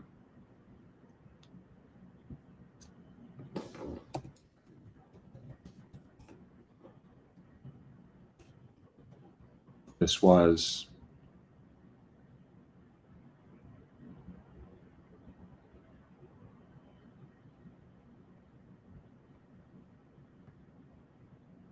as you guys know, the Rolex Submariner worn by Timothy Dalton in License to Kill.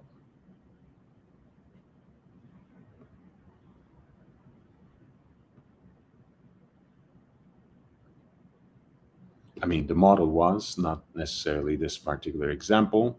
You're looking at lot number 113, a Rolex Submariner, reference 16610, in stainless steel, much like the Submariner that Dalton's Bond wore. With a Rolex presentation box, the piece has an estimated value of $6,600 to $10,900 in US dollars.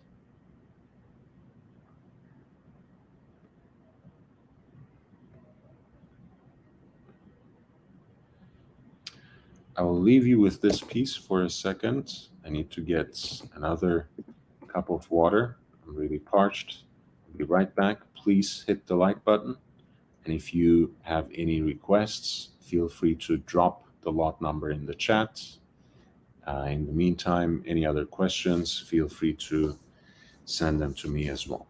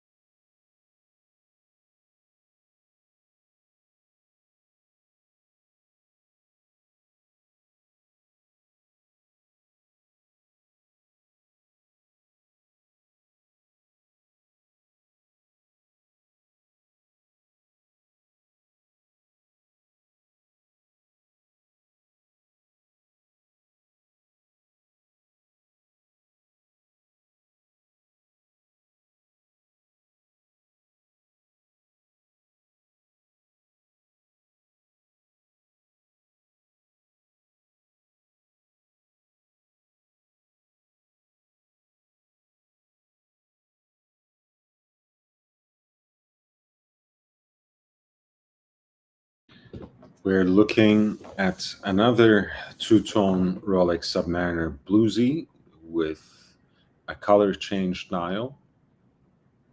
Famously, these a lot of times turned purple from the original Sunburst Blue, which is a very attractive color.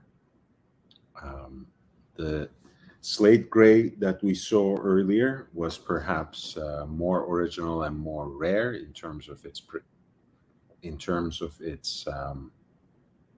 occurrence, but the purple here, accentuated with UV lighting, is more iconic, perhaps. It's is so good that it looks almost intentional, even with this deep navy blue of the aluminum bezel. I think it just fits. This particular example is presented with its original invoice, presentation box, as well as outer packaging. You're looking at lot number 114 for a Rolex Submariner in two-tone, reference 16613, with a purple dial. The estimated value of the piece ranges from 12,000 to 20,700 in US dollars.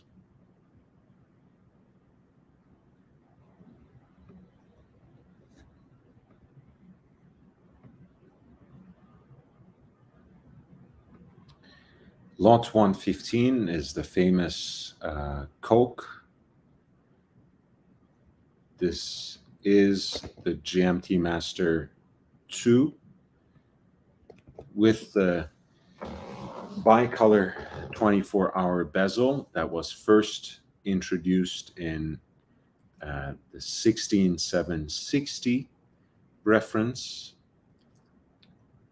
the Sophia Loren, because the initial execution of the new movements was a little thick. The Coke bezel, the black and red bezel, was first introduced there, but is also very commonly found in this GMT Master 2 reference, 16710, which again, I'm very happy to own myself, which I'm happy to have in the collection. This is actually very similar to mine, both because it is from around 1997, and this one also comes with its original presentation box, as well as the instruction manuals, the product literature, so to speak.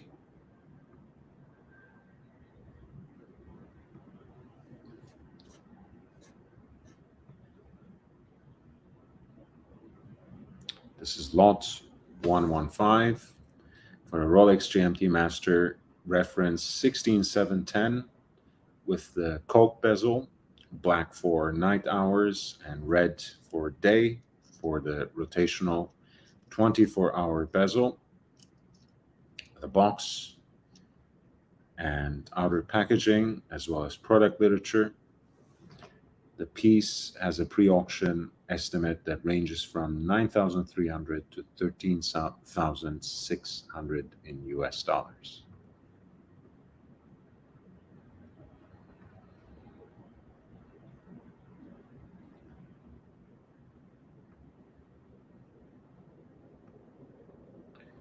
This is a very fascinating example of the Rolex day date,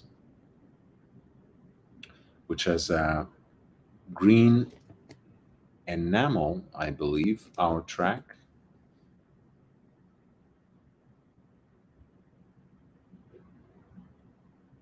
Sometimes they call this carousel dial because of that distinct, colorful hour track that is otherwise framed by diamonds, both on the seconds track as well as the center of the dial. 181238. Sorry, this is an 18238, so a double quickset reference of the Rolex day date, which makes it very interesting and quite preferable. As you know, I see that particular reference point because it is double quickset, because it allows you to correct both the day and the dates quickly from the crown. I find it to be one of the best compromises between contemporary and classical, especially if you're looking for a day date 36. This would serve you well. 18238 overall, not necessarily with this kind of dial. You know, I have a whole shtick about that. I think it is a little too, how can I say, too indulgent to buy day dates with rare dials on auction, I find. Most importantly, because you can't track down the origin. There's really not a surefire way, unless you really trust the seller, to know that the watch was in fact born with that dial. So that's the biggest drawback. But most importantly, the premium is usually so insane that it's much better to get the best day dates in the best condition that you can find and afford, and then chase after a unique dial if you're really dying to have, let's say, a string dial or a carousel dial or a particular color of Stella dial, so on and so forth. I think that's a much more economical way. And I know it might be a little more effortless to just get one thing and go, but I feel the premiums are so high that it's usually not worth it. This is really a stunning piece and has, over time, gained this warm patina on the dial and the bracelet, which makes it quite a visual delight.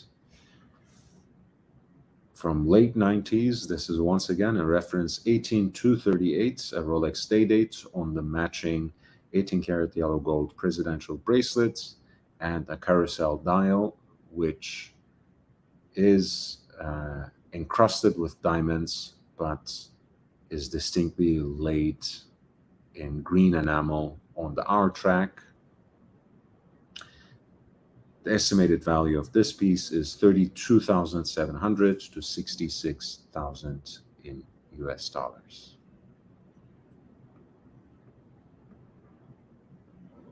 The case is quite crisp. Everything looks very good in terms of condition.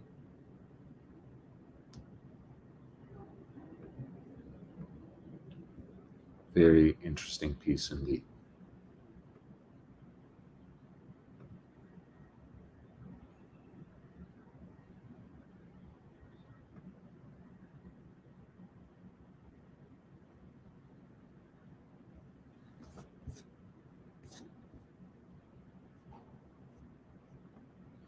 We're looking at another watch that I am fortunate to hold in my collection. This is a Polar Explorer 2. For me, the 5-digit version was just perfect. This particular example comes with the box and papers.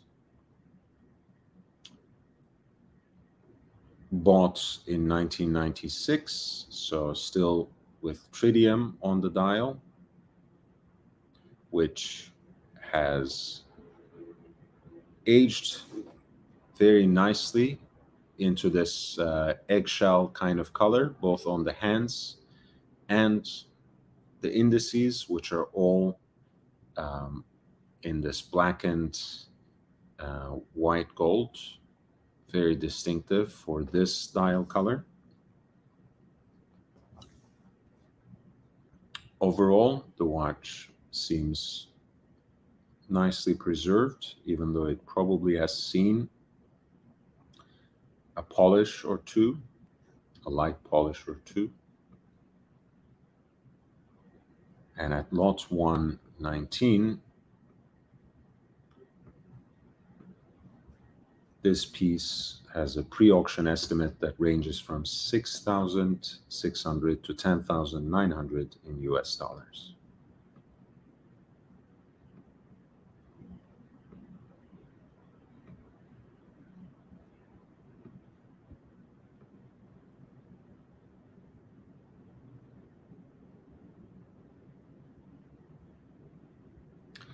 At lot 122, we're looking at a Hulk with a Khanjar.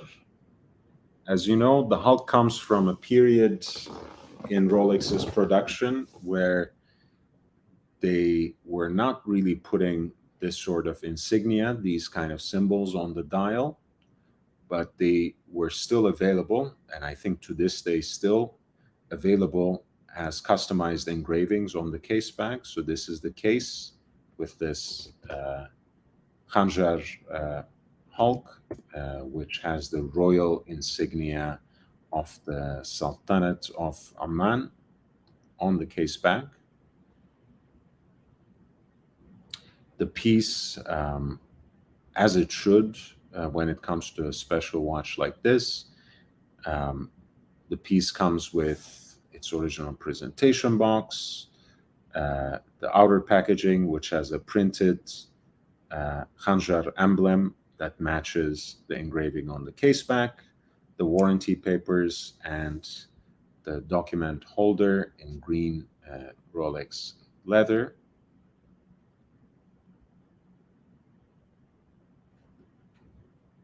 With the proper warranty card, as you can see, that clarifies the proper provenance of this watch. A very interesting piece. At lot 122, could be the Hulk to own, especially because it comes from the late part of the production as well. This is a reference 116610LV for Lunette Verte, for the green bezel. Of course, the Hulk, but unlike the Starbucks that replaced it, also has a green somber style. This one is a full set with the royal insignia of the Sultanate of Amman engraved on the case back.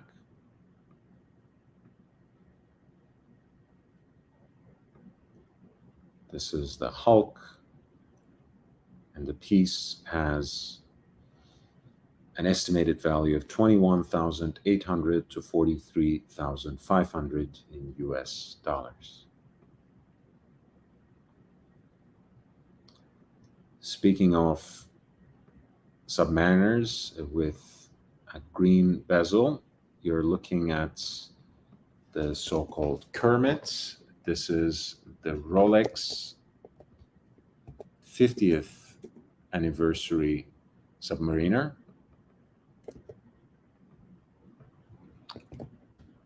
With a green aluminum bezel insert to celebrate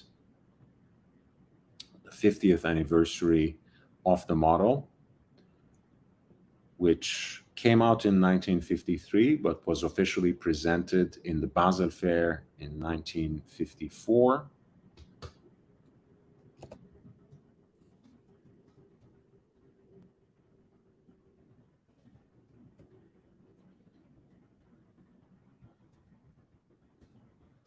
As you can see, this particular piece has the so-called flat 4 bezel.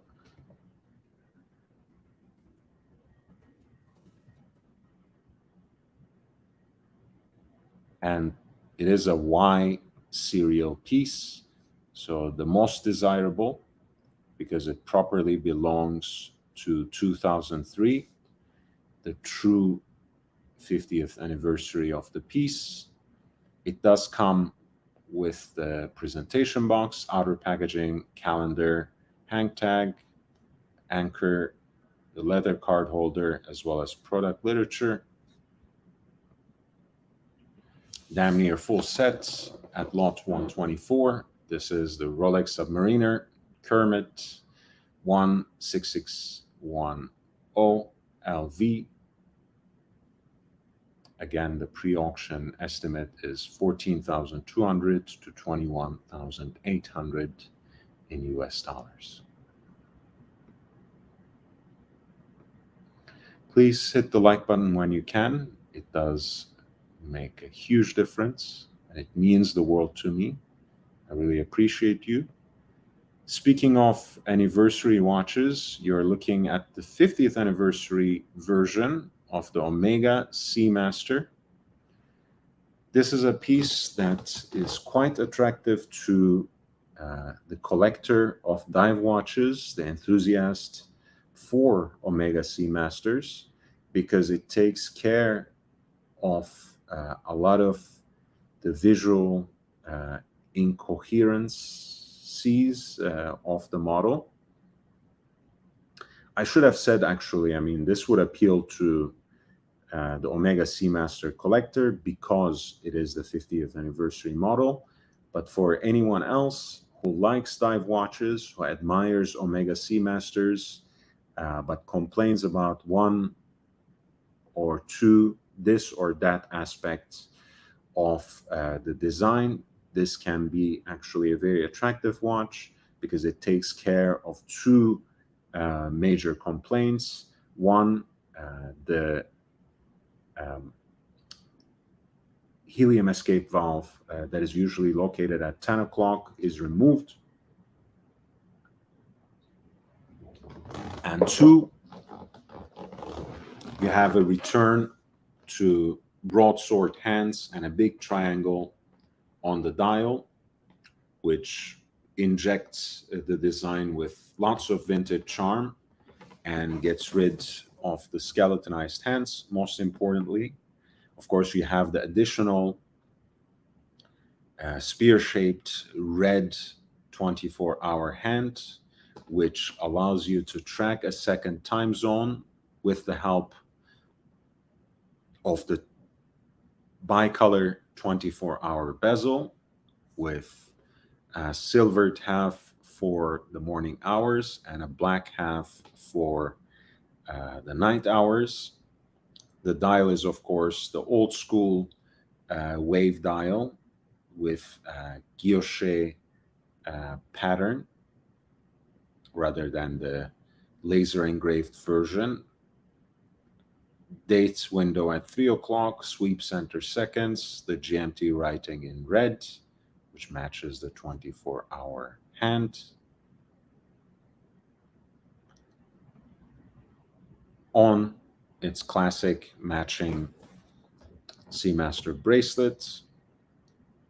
You can't see it here, but the clasp actually has a gilt logo for the Omega letter, the symbol of the brand.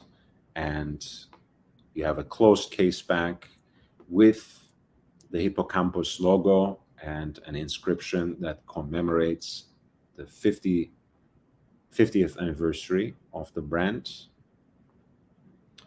Lot 127 includes a leather card holder, product literature, chronometer certificates, the pictograms card, the original warranty card, as well as the presentation box and outer packaging. This is the Omega 50th anniversary Seamaster. As you know, this year we celebrated the 75th anniversary with those distinctive summer blue dials. An entire range of Seamasters were introduced just recently in the Greek island of Mykonos. But here you are looking 25 years back on what was then the 50th anniversary, a very special version of the Seamaster indeed, which is not only functionally interesting because of the added GMT function, but also aesthetically appealing as well because of the distinction it presents to the standard model. The pre-auction estimate for this watch is 1,100 to 2,200. The piece has no reserve, so the bidding is going to start at €1. Once again, whether you are interested in this auction or not, this is one of the pieces that I highly recommend, because I think it is one of those iconic Seamasters. The fact that it has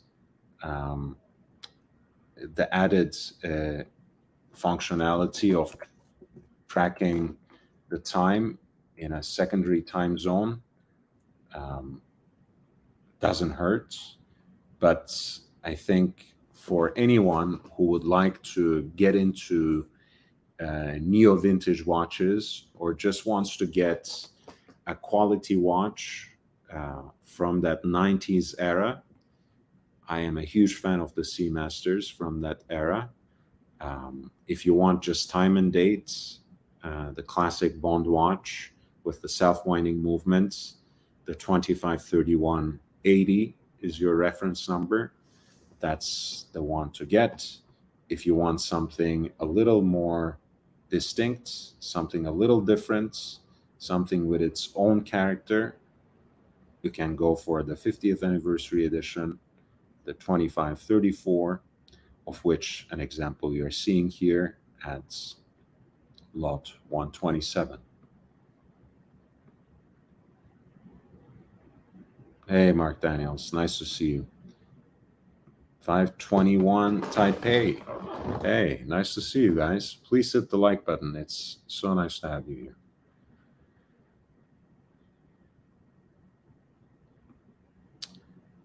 At 128, we're looking at the Michael Schumacher limited edition version of the Omega Speedmaster.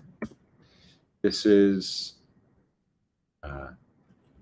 a model that Omega released to celebrate the 6th title of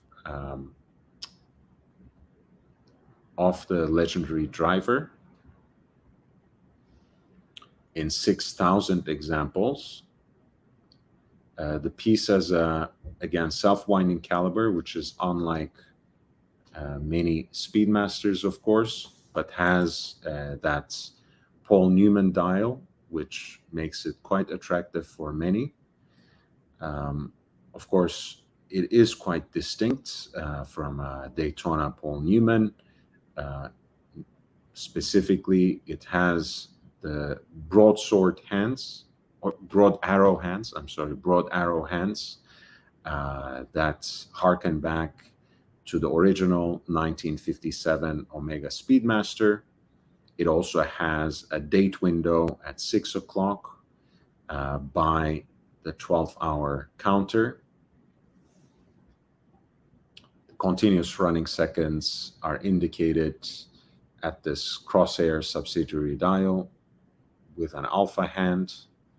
I think this is a very handsome piece. I'm a big fan, but then again, I like Michael Schumacher a lot too. So I guess I'm a little biased in either case. This piece does come as a full set. The box, papers, the warranty card, and everything else that goes with it. And once again, offers an interesting value proposition. This particular example at lot 128 has an estimated value of 2,000 to 3,100 in US dollars. Michael Schumacher, the legend, closed case back with the Speedmaster branding and the Hippocampus medallion for his sixth title, a limited run of 6,000 pieces,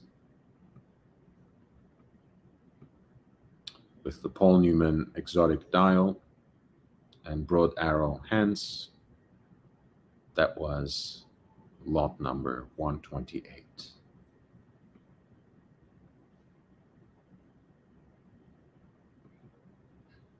Hey, Mookie, how are you, man? Nice to see you too. 521 Taipei says, I like the older hands, the broad arrow. I'm a big fan of the broad arrow as well. Can you believe the Ed White 321 just increased 1,300 retail? I can believe it, but more importantly, 521 Taipei, it's basically impossible to get. So it is impossible to get at retail. So should we really care at how much it increased? I mean, I usually don't cape for Omega, but when it comes to the 321, I understand it's a very special watch. I know they're put together in their own dedicated workshop. I appreciate that they're doing something special with that watch. I wish it were available in higher numbers. I wish it were more easily obtainable for the enthusiast. But it's just like everything else in this particular market. I don't even know what to say. Lot 131. This is the Vacheron Constantin overseas. The first generation, reference 42050, with the blue dial, integrated bracelets in 18 karat yellow gold. I am a big fan of this first generation. Be mindful of the fact that the first generation time and date overseas wears more like the original 222 than the current generation, the third generation of overseas that we have in Vacheron Constantin's catalog, in terms of its dimensions, in terms of its design, that is more intimate of a reference than the current overseas, even though this is, of course, branded overseas. I think this could be a very interesting value if you are pining for a 222, but want something perhaps a little less dressy, a little more flashy, a little sportier.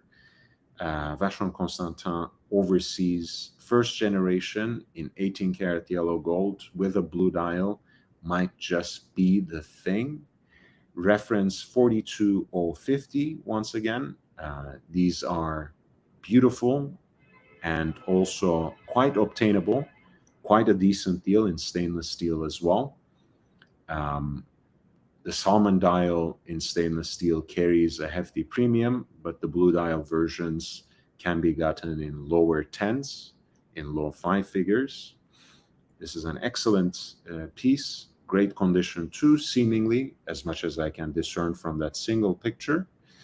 And the pre-auction estimate ranges from 20,000 to 27,800 in US dollars, which is not so bad. And I'm sure with patience and a little bit of search on the secondary markets, you can find an interesting example at a reasonable price point as well. If you need any help, please feel free to reach out to me.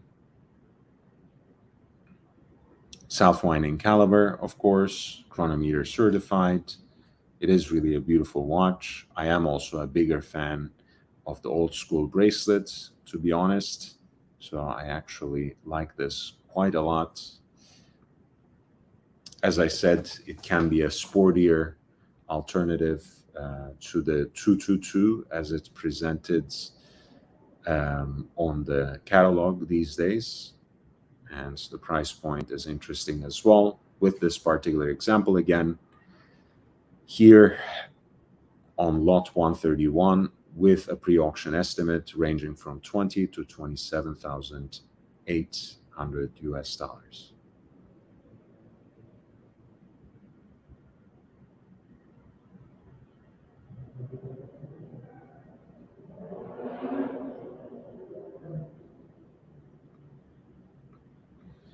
At lot 135, we have a two-tone reverso Grantai. The Grantai is the modern case that was introduced first in 1991 with the 60th anniversary edition, the 60e, 26 by 42 millimeters. Here, it's is in a two-tone expression, which incidentally was the reverso that was supposed to be Edward VIII's coronation watch. Of course, that is an event that didn't come to pass, for better or worse. But this is certainly a very interesting watch on its own merits with a two-tone silver dial. It lacks the usual guilloche decoration that we come to cherish at the center of the dial, but I think the two-tone silver dial really matches the two-tone expression of this watch. As you can see, there are a few dents on the gold case, the stainless steel carriage, and which is decorated with circular graining on the inside with perlage. And of course, you have a blank canvas on the back, I'm assuming, and the piece is actually matched with an 18-karat yellow déployant clasp. Of course, hand-winding movement, as it should be for this piece that is from early 2000s.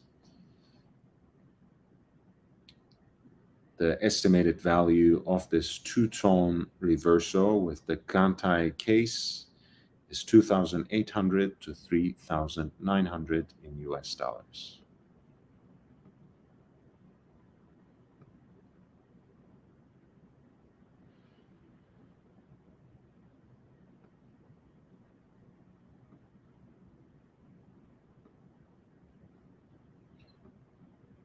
We have a dual face reverso next up in 18-karat yellow gold, which is a very interesting grab. These days, a lot of precious metal reversos are executed in pink gold. Traditionally, that is the more common precious metal for special reversos, for elevated reversos, for very, very special limited editions. Platinum sometimes comes into play, but yellow gold reversos, for better or worse, are relatively rare, if not necessarily unique. So when they come into the market in this kind of beautiful condition with the dual face functionality and on this kind of classic ostrich skin strap with contrast stitching, it is really a delight to see.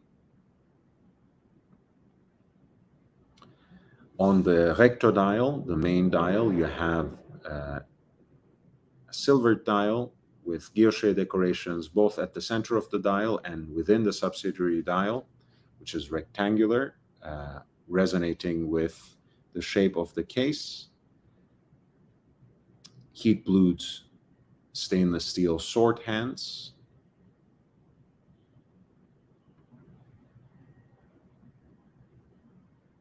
and on the back you have a round dial for the hour and minutes with various guilloche decorations, kind of a vague or wave pattern at the center of the dial, and a kind of barley corn pattern in the back.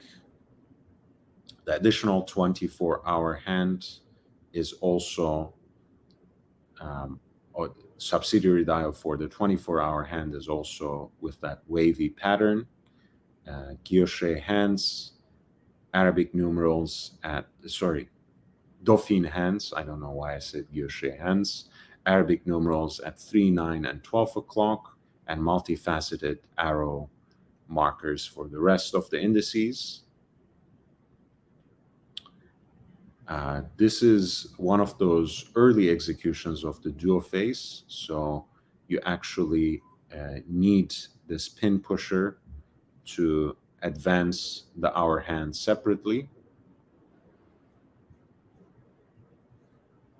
But otherwise, this is a very elegant watch that gives you practically 2 pieces in one, which can be very interesting. I think, Reverso comes in so many different shapes and sizes and executions. It's really the kind of watch that you need to discover for yourself. I don't think there's a one-size-fits-all recipe. If you get it, you get it. If you like a Reverso, there's certainly one out there for you, but you need to really try and figure that out by going out there, by looking at different examples, seeing how it fits on your wrist, seeing how that sizes for you, whether you prefer a blank canvas on the back, maybe an exhibition case back for an interesting movement, or maybe you want to go into a duo face like this for the added functionality. Who knows? In either case, I think you owe it to yourself to kind of look through different examples. And because the sizes are always different as well, it really helps to see how it actually sits on your wrist. John Seltzer, thank you so much. And Muki, thank you. Thank you. Thank you for the thumbs up and reminding everyone to upvote. And John Seltzer, thank you for your kind words. Life is good. Life is good. I get a little frustrated sometimes, but I am grateful for the audience that I have and for the way that they support me. This dual face is also in a Grand Tie case, 26 by 42 millimeters. Once again, in 18 karat yellow gold. The piece does come as a full set. And at lot 136, it is starting without reserve at €1 with a pre-auction estimate that ranges between 4,400 to 6,600 in US dollars.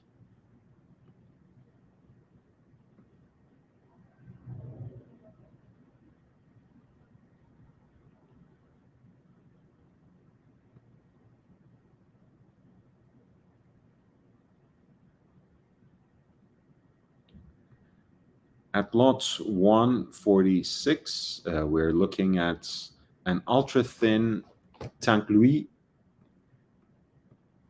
on a matching bracelet that is itself branded Cartier.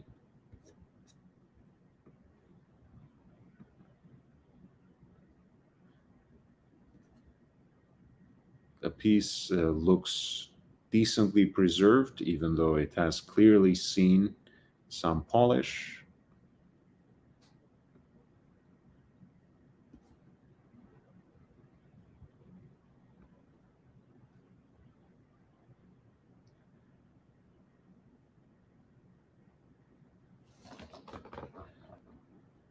This tank has a hand-wound movement that is based on Piguet caliber 21, and it is from 1980s. The dial, of course, is, as always, a particular highlight with the stylized and elongated Roman numerals, watchmaker's 4, and Paris signature at 6, the railroad track for the minutes, and the hands are heat-blued sword-style hands fashioned out of stainless steel. A very beautiful style, a unique watch, uniquely matched with an 18-karat yellow gold Cartier bracelet. This is lot number 146 for an ultra-thin Cartier Tank Louis with an estimated value of $16,400 to $32,700 in US dollars.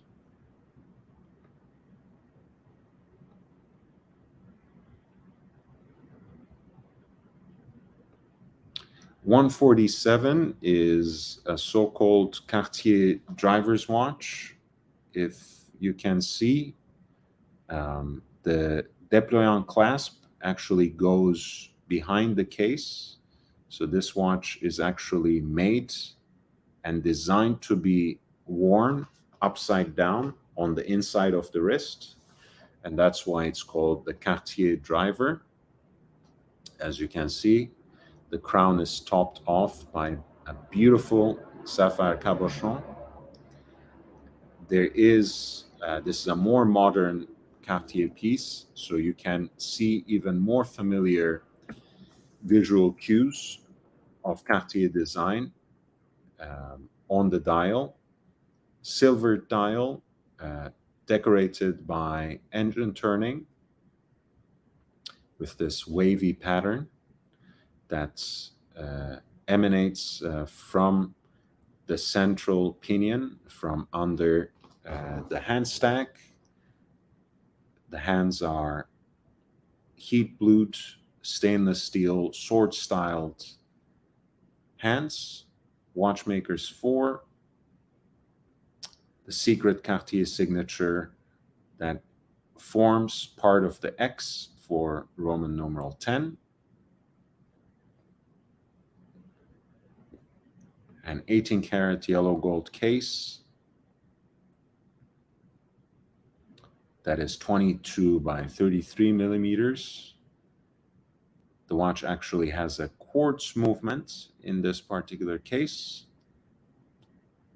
And lot 147, which is a Cartier driver's watch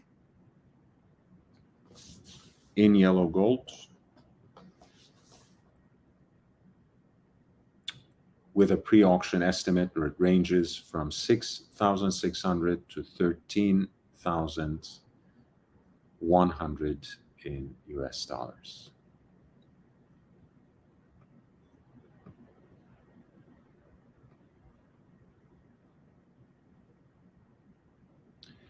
We're going to look at a few different Cartier pieces back to back. There are so many interesting, lovely designs. But you guys know that I have a soft spot for the Cartier Pasha, if only because it is designed by the great Gerard Jantin and released for the first time in my birth year, 1984.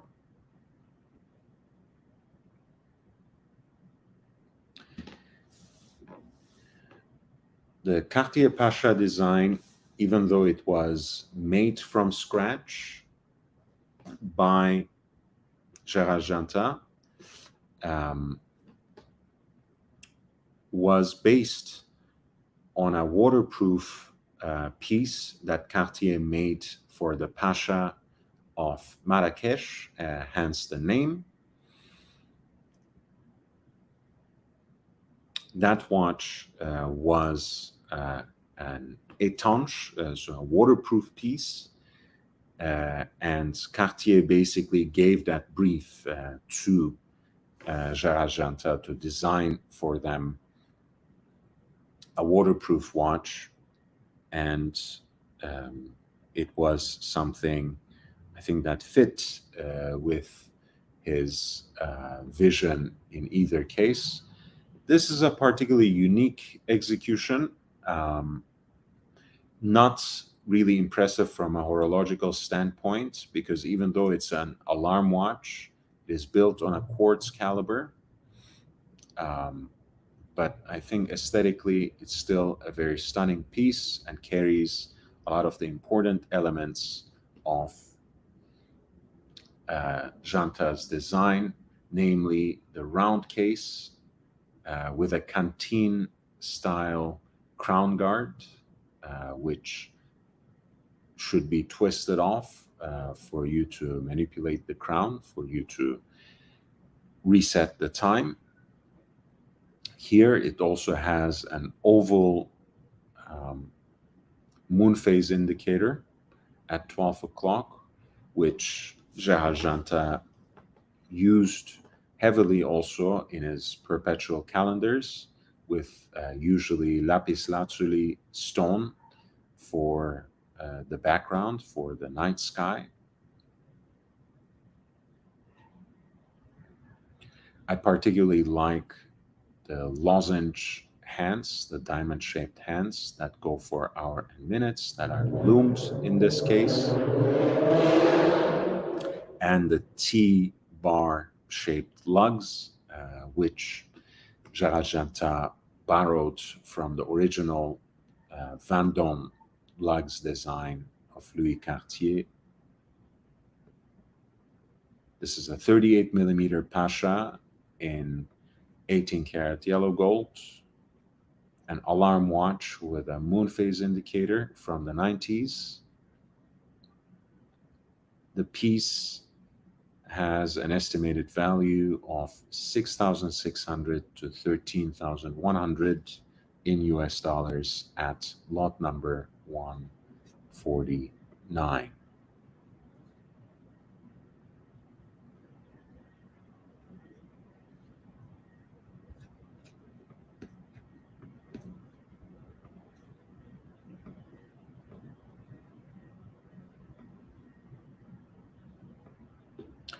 At lot 150, we're looking at a more faithful and simple expression of Gerard Janta's design for the Pasha, which not only executes his nautical inspiration so beautifully, but also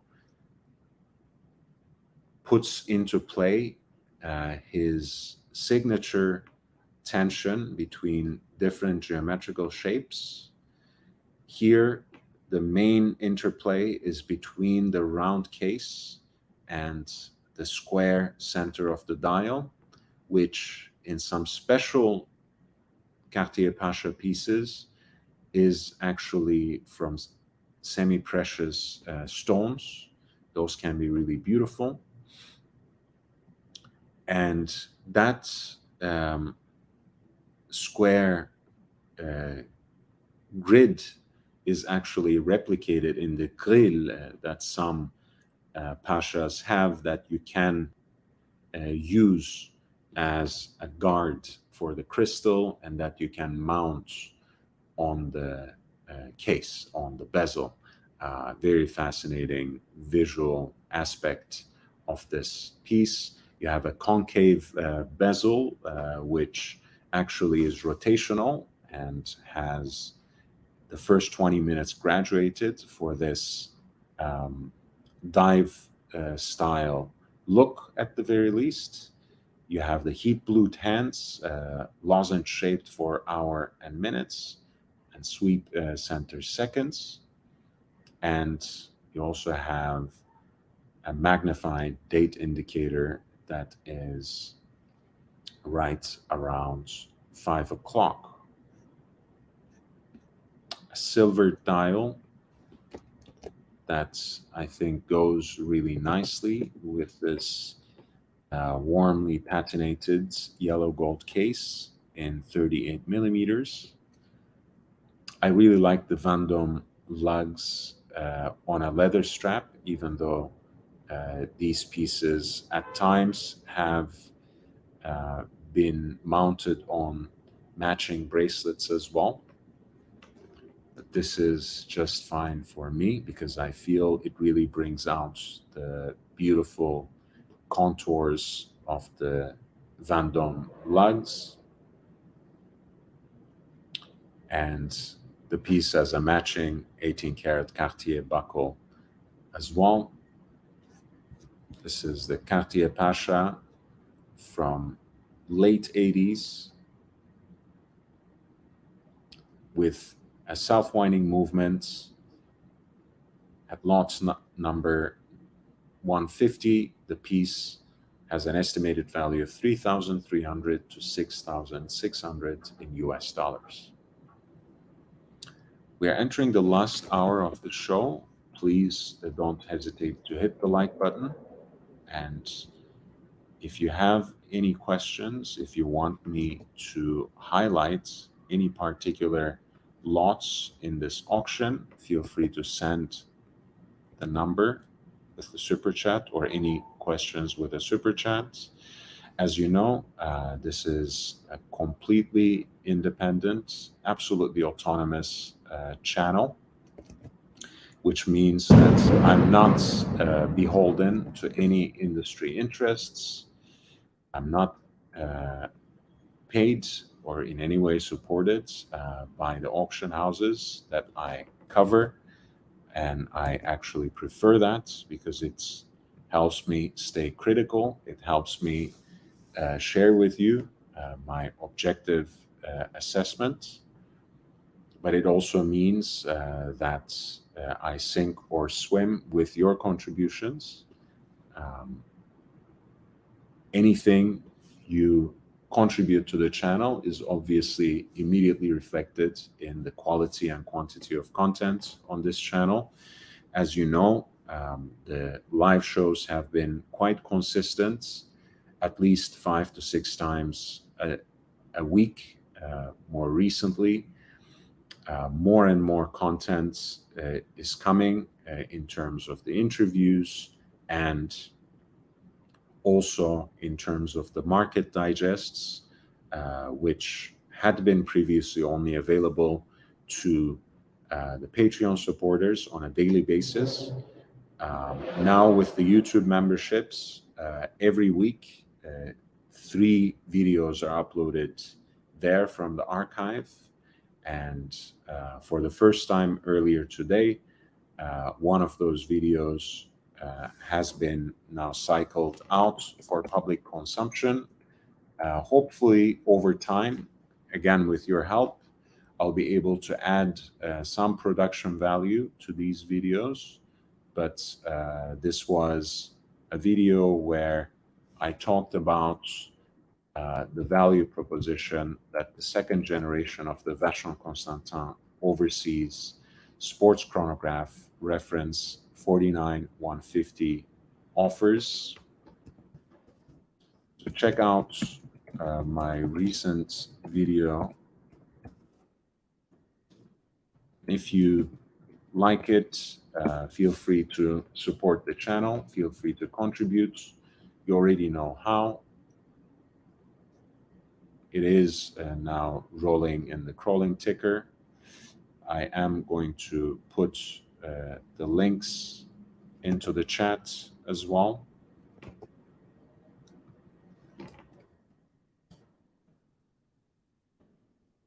In either case, I really appreciate you. If you could just hit the like button. If you could spread the word, share some of the content far and wide, and help me expand the community. That's already a lot of help. With that being said, I'll continue with my coverage of this auction. Again, here is the link. So if you would like to send in a lot number for me to highlight, for me to shine a particular light on, feel free to browse and direct my attention to any of the pieces that I may have skipped. We're looking at Cartier Baignoire at 151. This is a ladies' piece with a hand-wound movement, 22 by 32 millimeters, from the 1980s. The movement is based on an ETA 2512. The case is in 18 karat yellow gold. The watch is presented on a leather strap and matched with a déployant clasp in 18 karat yellow gold. And lot number 151 has an estimated value of 3,300 to 5,500 in US dollars for Cartier Baignoire, which is called by that name because it resembles an old school bathtub. At 153, we have the famous single button Tortue chronograph from the CPCP, Collection Privée Cartier Paris.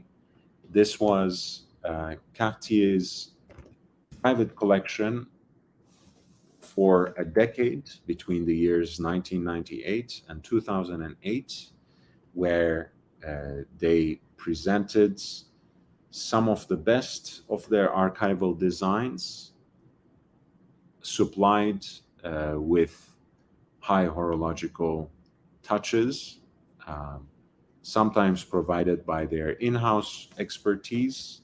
In this particular case, it was in collaboration with a couple of emergent independent watchmakers. One, François-Paul Jean and Denis Flageolet, the latter of whom we know nowadays through De Bethune. At that time, they had this initiative, they had this manufacture called Technique Horlogère Appliquée, THA, and they were doing some work for Cartier already. So they approached Cartier with an idea of reviving their icon from the Roaring '20s. The case, the tonneau case, that was shaped after and named after a turtle, Tortue à pattes, and that housed a single button monopoussoir chronograph movement. Here, that pusher is integrated onto the octagonal crown, which is, by the way, set with a sapphire cabochon. Silvered dial decorated with guilloche. A round dial here in the tonneau case.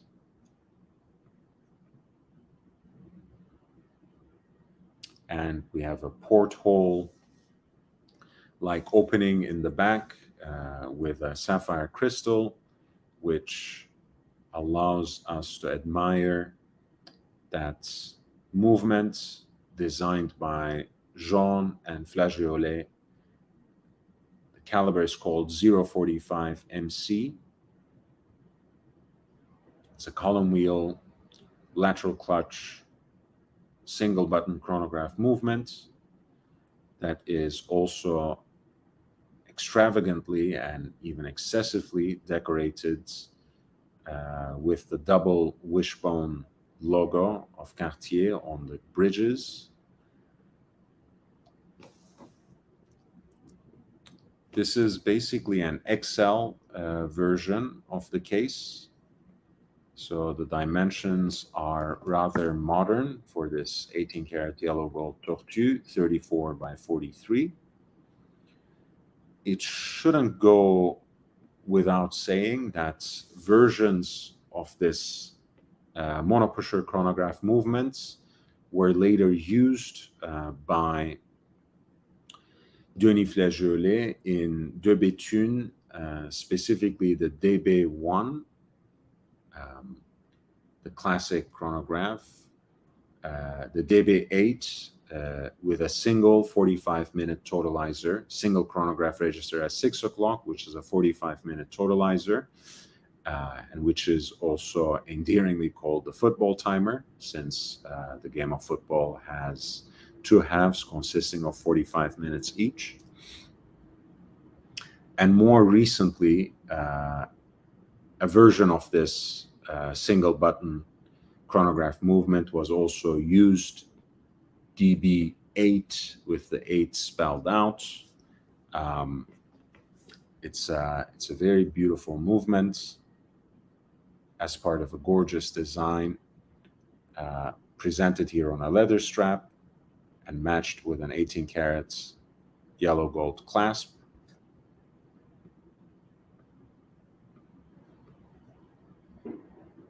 This is lot 153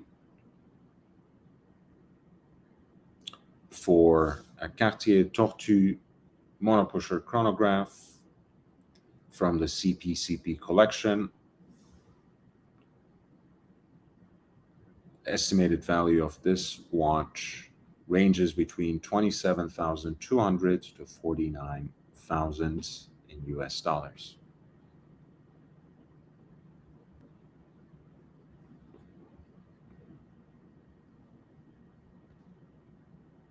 Again, the dial is really a beautiful design with Roman numerals, heat blued Breguet styled hands, and a classic bicompax look. 2 chronograph registers with a 30-minute totalizer at 3 o'clock and continuous running seconds at 9 o'clock.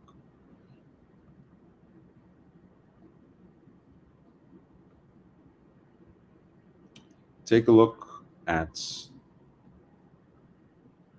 the Crash Paris that is presented here as lot 152.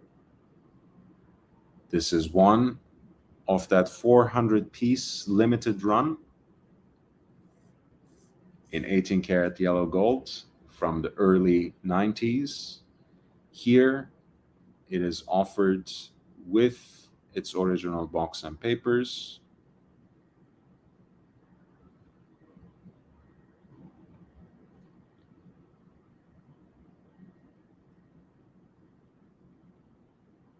As you're taking a look there,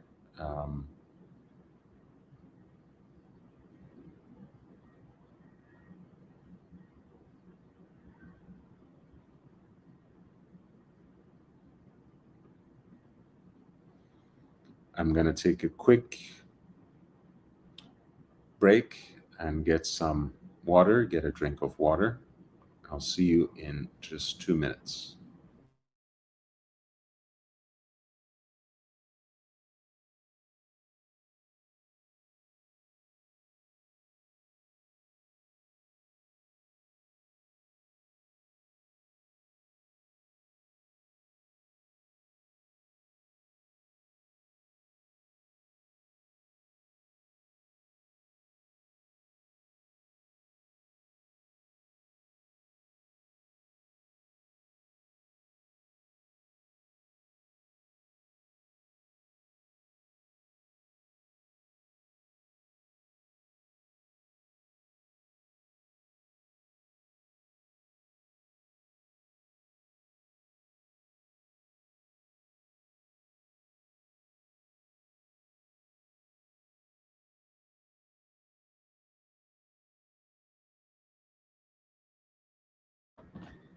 Okay, we're looking at the limited edition version of the Cartier crash. This is the Paris crash that was produced in early 90s in the manner of 400 examples in yellow gold. And here you can see it with its original red box treatment, so to speak, excuse me, and its paper.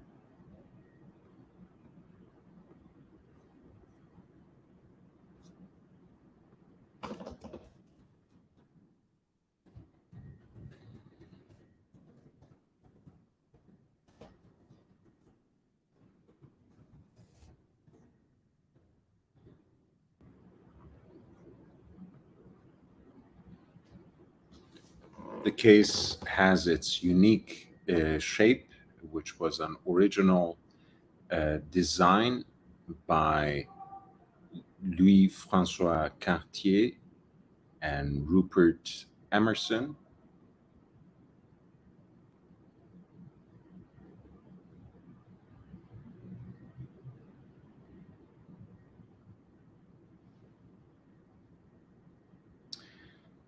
There have been many different inspirations for this watch, or at least there have been many origin stories told of this watch that included the apocryphal story of Baignoire Allongé that suffered this peculiar fate in a car crash, melted from exposure to high temperatures.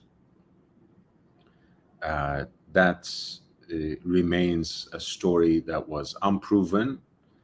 Of course, there is a surrealist inspiration behind the design that you can recognize from images of melting clocks in Salvador Dali's work. Especially significant is, for example, his 1931 painting, The Persistence of Memory. I'm seeing a sentence here that is exactly how I described this watch. I'm guessing it's just a coincidence. They couldn't have stolen it from me. Some have even joked that you can obtain a Cartier crash by placing a Baignoire Allongé near a fire to achieve the same shape. I was particularly joking with the collector Ronnie Madwani, saying, like, how close did you have to get to your fireplace to produce those crashes? But I guess it's a common joke.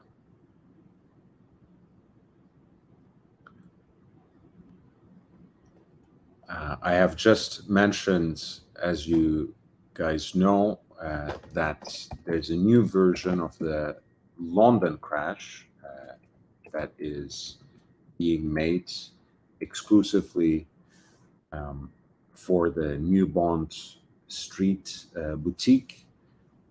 They had an edition that was released about 5 years ago, or maybe 4, where they were making yellow gold versions of the London crash to the tune of perhaps 1 example per month. It was an exclusive to the Cartier London boutique on New Bond Street. They just announced that they would make a platinum version that is exclusive to that boutique once again. And again, that will be something very exclusive, scarcely obtainable by more people, offered for the first time in platinum for Cartier crash London at least, with a matching déployant buckle and a price point of £43,000 sterling, including the taxes.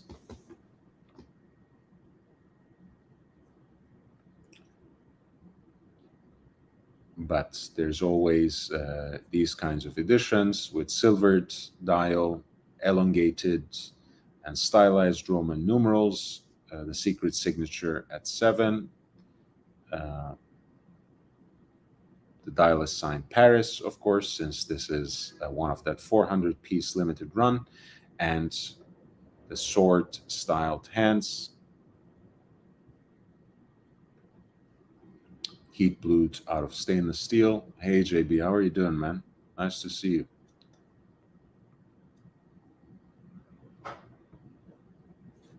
And of course, the beaded crown topped off by a sapphire cabochon. Again, full sets.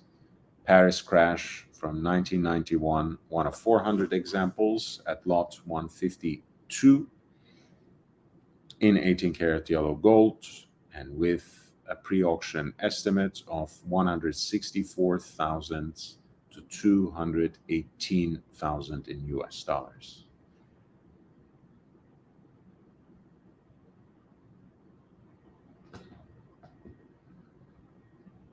At lot 156, we have a dual time version of the tank cintré. Cintré literally means curved. So this is a version, this design is a version of the tank that is extended and curved to fit the contours of the wrist. It is a watch that, of course, remains iconic, especially due to its appearance on Steve McQueen's wrist in the original movie Thomas Crown Affair from 1968. More recently, it came into the consciousness of collectors, especially through the custom order versions imagined by such collectors as Ronnie Madwani, and later copied by many others. This particular version is a dual time reference 145-90 in yellow gold, 24 by 45 in terms of its dimensions. It has two separate dials, two separate movements for which you can set the time through two separate crowns, both octagonal and topped off with a multifaceted sapphire. The dials are distinguished from each other by the fact that one has 12 Roman numerals, one for each, and has kind of an unbounded dial. That's the one on top. On the bottom, you have a dial that's kind of framed at four corners and only has Roman numerals at quarters with painted stick markers for the rest. Both dials have heat blued stainless steel hands, and the 18 karat yellow gold case is matched with a tang buckle. The watch is presented on a leather strap.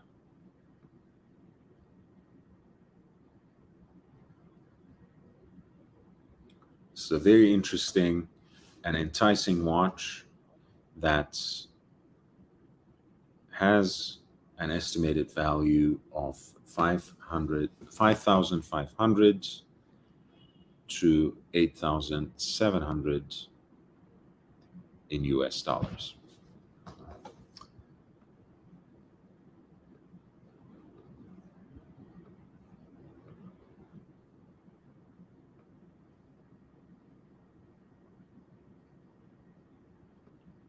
At 158, we have the Tank Américain, which is kind of the abbreviated version of the Centre, targeted for the American market, as you can glean from its name. I think it's just as cool, and if you have a smaller wrist like me, can be an even better fit. This particular version is the reference 1736-1. It is executed in yellow gold and is 27 by 45 millimeters, matched with an 18 karat white gold Cartier tank buckle, since the watch is presented on a leather strap. It has a traditional silver dial with Roman numerals, secret signature at 7 o'clock, watchmaker's 4, heat blued stainless steel hands that are sword styled, and a railroad track for the minutes. The octagonal bezel is topped off with a multifaceted sapphire. Beautiful hand-wound piece. Lot number 158 for a white gold Cartier Tank Américain from 1990s. The piece has an estimated value of 4,400 to 7,700 in US dollars.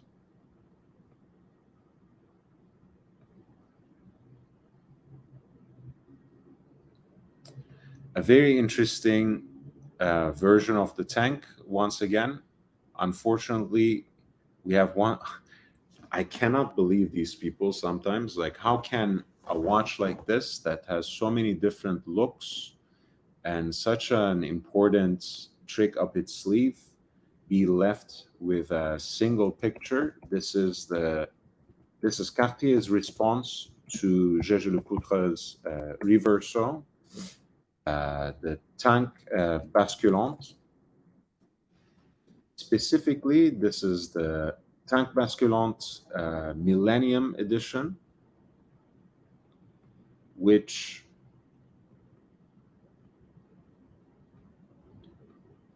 has, let me supplement these pictures.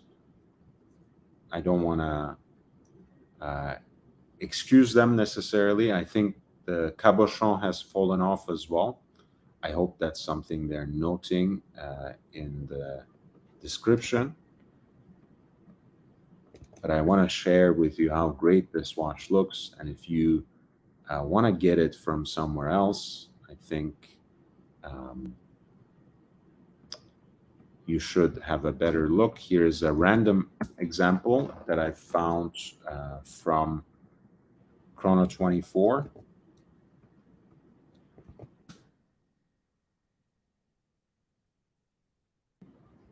So as you can see, the crown is at 12 o'clock, and the watch can be flipped over because it has that stand-like part, which allows the case to swivel vertically rather than horizontally, which is the case with the Reverso. Here, as you can see, the case back has this Millennium engraving with cutoff 1999 and 2001, and with 2000 right in the middle. And the carriage itself is beautifully decorated with the double wishbone logo of Cartier. I think this is an amazing watch, and they have not done it any justice by leaving it with this single photograph. I don't know what the hell they're thinking, but it is what it is. At least you can see the beautiful silver dial, which has that vague or wave motif that emanates from the central pinion from under the hand stack.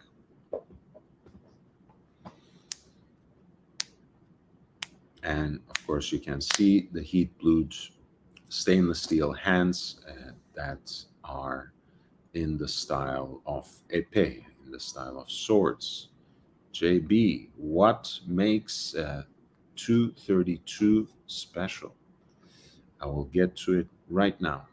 This is once again lot 159, Cartier's answer to JLC's Reverso, the tank basculante, the swiveling tank, here from the Millennium Limited Edition CPCP series, one of 365 pieces in yellow gold, 25 by 38,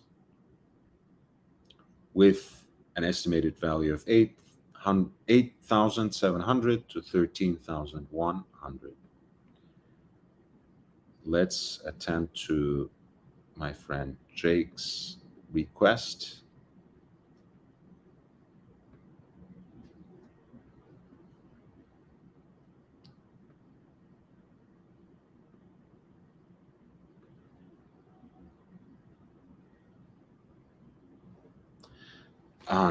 This is a JPS. This is a Jump Player Special Paul Newman dial, Paul Newman exotic dial Daytona.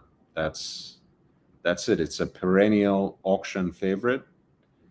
I think it is a story of how a good nickname and a story to go with it can lift up the market on a certain watch. Of course, it also matters that they are rare and limited in number, but that you get one of the most iconic sports chronographs in this rare version in a precious metal case with a matching bracelet in a color scheme that harkens to that black and gold livery of Team Lotus cars of a certain era. When they were sponsored by John Player and Sons cigarettes. So basically, all in all, between 18 karat yellow gold and the 14 karat yellow gold examples that were intended for the American markets, I think there are about 300 examples of them.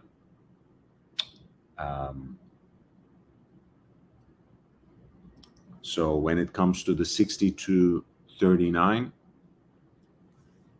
they're extremely rare. I would like to ask what Jose thinks of this particular example, because he has just identified for me the other black and gold Daytona with that champagne dial as something that has a fake dial. So I would like to hear what he thinks of this. In fact, I'm gonna send him the link now and see if we can actually hear from him.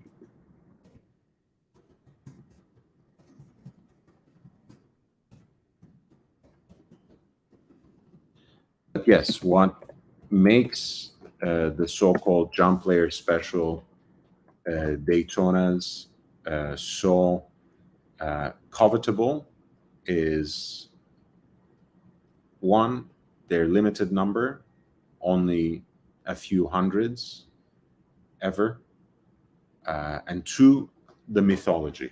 You get one of the most iconic sports chronographs in precious metal, in a color configuration that's reminiscent of some of the most legendary racing cars ever made. I don't think, I just wrote about this on Instagram, but I don't think it was a coincidence that Tudor made that Omni watch, the Prince Chronograph 1, in that same color combination. You know what I mean? Like this. Okay, so you're looking at John Player Special with the Paul Newman exotic dial. And this is the pièce unique, the one-of-a-kind watch that's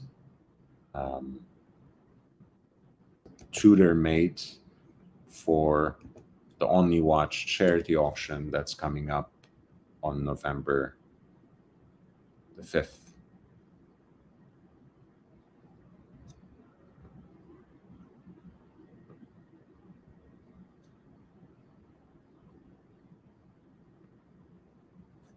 Hey, Chili Badger. Nice to see you.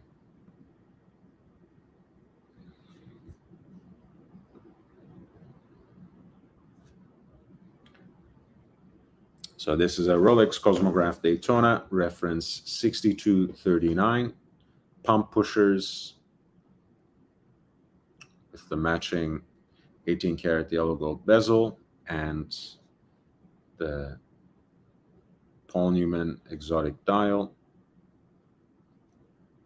John Player Special at lot number 232 with an estimated value that ranges from 550,000 to 870,000 in US dollars.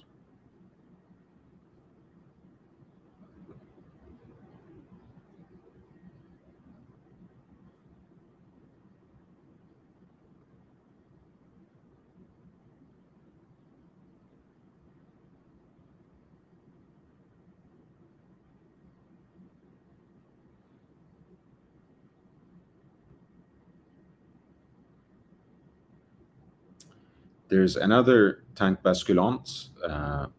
This is less rare and a more humbly executed version, still signed Cartier Paris with a silver guilloche decorated dial, elongated Roman numerals, railroad track for the minutes, watchmakers 4, secret signature at 7 o'clock, heat blued sword style hands, fashioned out of stainless steel.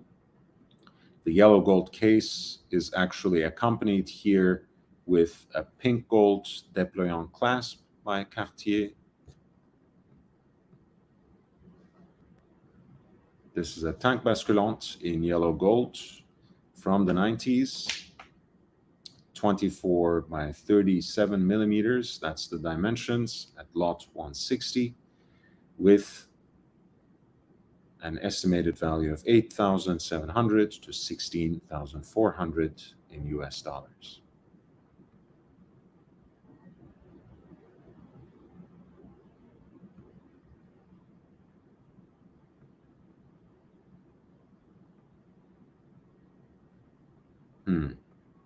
I'm not sure I understand what you mean here, JB. Only has chronograph 2 on the JPS.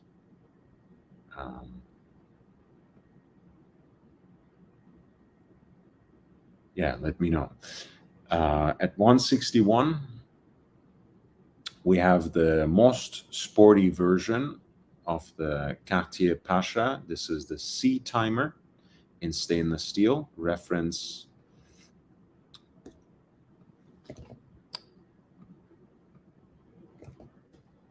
2790, I believe. The piece is in stainless steel, 42 millimeter case, which is exceptionally large. In stainless steel with rubberized details, including the grip for the bezel and I think it's like a coating on the bracelet as well. A black dial with stylized Arabic numerals on the quarters. A square center dial, which contrasts beautifully with the round case. Lozenge-shaped hands, a sweep center second hand, a date window at 5 o'clock, south-winding movements, a rotational dive timing bezel that is fully graduated up to 20 minutes, and a canteen style crown guard. Again, the sportiest version of the Cartier Pasha, the C timer, in stainless steel and rubber, 42 millimeters of case diameter.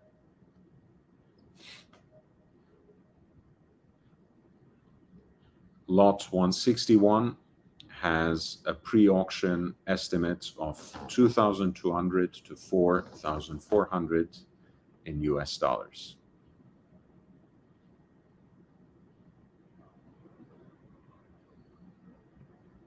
The brand and the function versus 5 rows of writing. Okay, yeah, that's a cool observation. I like it. I found the Tudor Prince chronograph made for the Only Watch auction to be just a beautiful piece. I mean, the discretion for the date indicator at 3, which balances out the unique, 6, 9, 12 layout that, of course, harkens back to the big block chronograph. The only thing that I would like to see, if this ever makes it to full serial production, is perhaps a smaller case. And they have no excuse. I mean, if you think about it, because they are actually prototyping a caliber, conceiving, designing, and producing a caliber from scratch for this watch, right, at Kinesi. So they can actually make a smaller watch. And I understand that a lot of Tudor watches today are bulkier because they need to be distinct from their Rolex counterparts, right? I understand that. But I think this particular design already visually is so different from Rolex Daytona that it would really not impinge on its territory. So there's nothing wrong with, refining and streamlining the design a little bit. So I would really like to see something like this, but even in a more refined form in Tudor's serial production, and hopefully in stainless steel.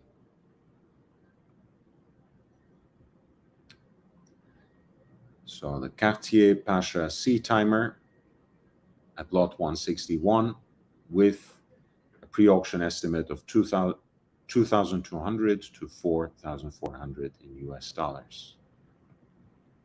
My friend Jack, nice to see you, man. Just finished the new Indiana Jones movie and noticed he was wearing the Hamilton Bolton Cartier tank copy. Yeah, that was a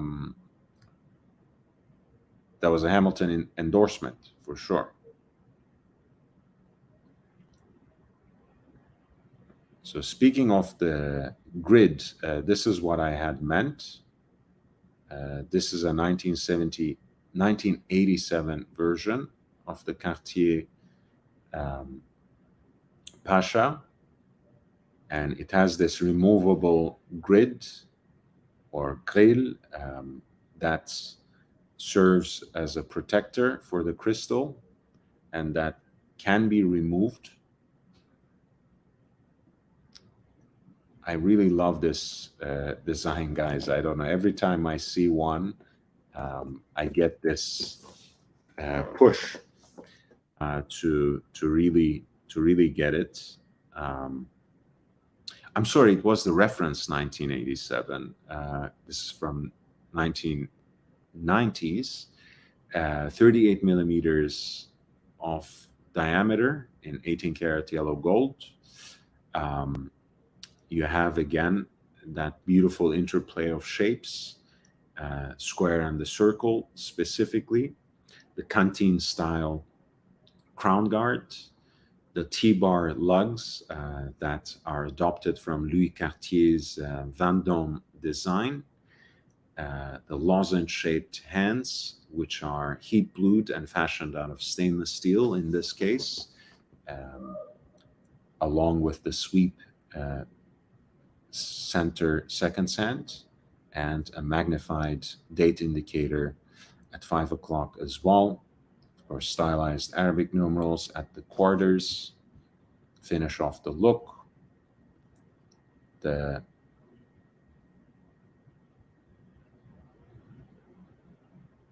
cap of the crown, the canteen style crown, is topped off by a sapphire cabochon as well. Here is how the watch looks without the grill on top. As you can see, here are the notches which accommodates that grid on top of the bezel.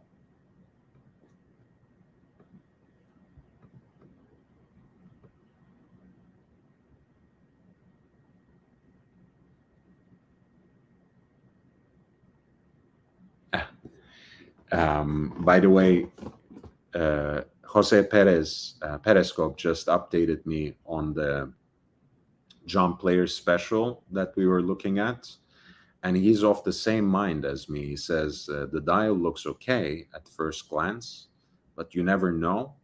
Some of these fake dials are so well done, it's impossible to figure out without checking the watch in person.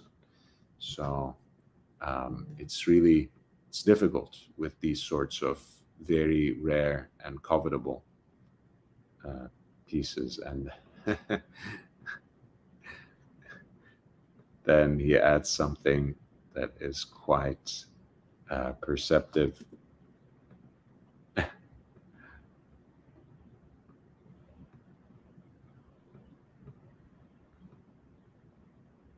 This is a beautiful example of the Cartier Pasha in yellow gold in 38 millimeters and with the matching grid that adds to the aesthetic distinction of the piece.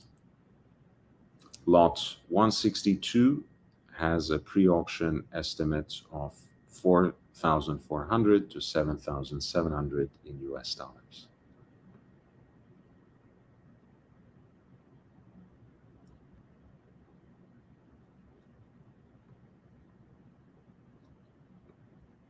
Yeah, the red tip on the chrono seconds hand was cool too for the Prince Chronograph 1 from the Only Watch.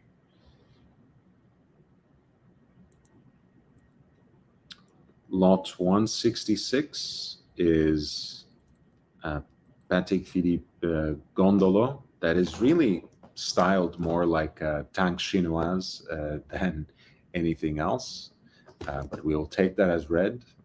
This is lot 166, 30 by 37 millimeters in white gold with this horizontal ribbed design at the center of the dial, which is in the form of a circle, an oversized subdial for seconds at 6, a single Arabic numeral at 12, which in combination with the elongated arrow style markers really emphasizes the Art Deco design inspiration for this watch, kind of like sun at the center, at the focal point of the watch's face, and beautiful Dauphine style hands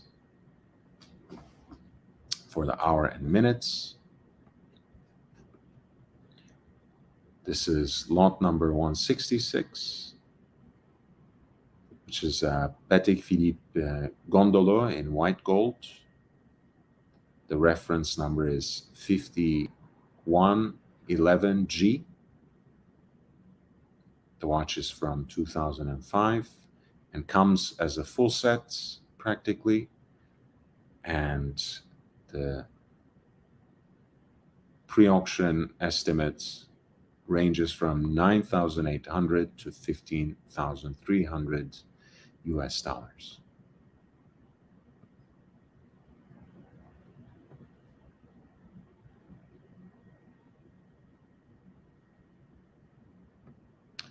At 168, you have one of my favorite Patek Philippe pieces that's are relatively modern. This is a perpetual calendar with a retrograde date display and an officer styled case in 36 millimeters. Really a marvel of conservative design and a kind of throwback watch with lots of vintage inspiration in terms of the extended lugs that are screwed through in the officer style, and also a hinged case back, which gives you the best of both worlds, right? The heft and protection of a solid case back, but also the ability to pop it open, and glimpse into the beauty of the self-winding movement. The reference number is 5059J. So what we have here is an 18 karat yellow gold case in 36 millimeters.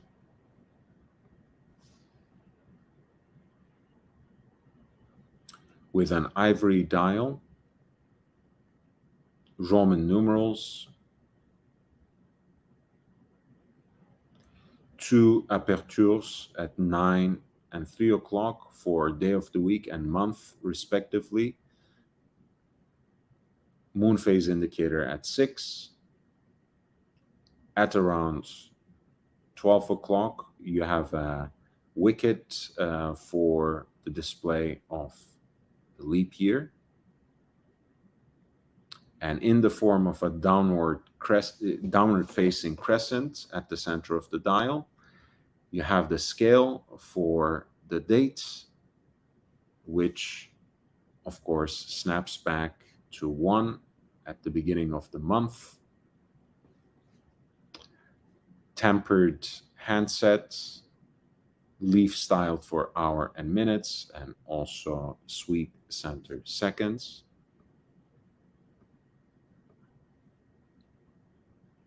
The piece comes basically as a full set, which includes the original Patek Philippe winding box, outer packaging, not to mention the certificate of origin, the product literature, push pin for the adjustments, as well as a leather document holder. The estimated value of the piece is 27,200 to 38,100 in US dollars. By the way, I forgot to mention, well, I didn't even see last night that Ali Reza actually gifted another 5 memberships. So there are still 3 free memberships that are floating around.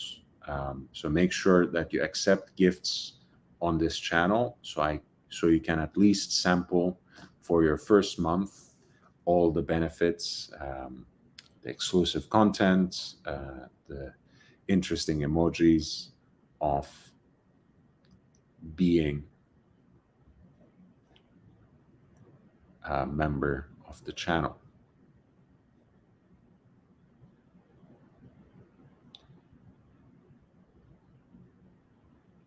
At 170, we're looking at an original Nautilus Jumbo, which comes with its presentation box, certificate of origin, as well as the additional link, the classic gradient blue dial with the horizontal ribbing two-hander with the date indicator at 3 o'clock. Classic Gérard Argentat design from 1976, with this particular example purchased in 1982.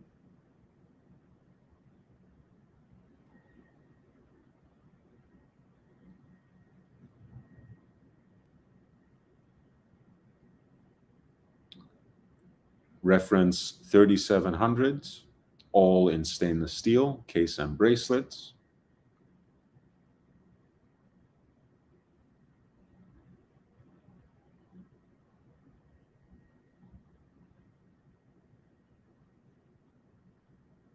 This particular piece, which is 3700/11, in production in the 80s, which has tapered bracelets, as you can see from this profile picture, especially. Again, lot number 170 for Patek Philippe Nautilus Jumbo, reference 3700, line 011,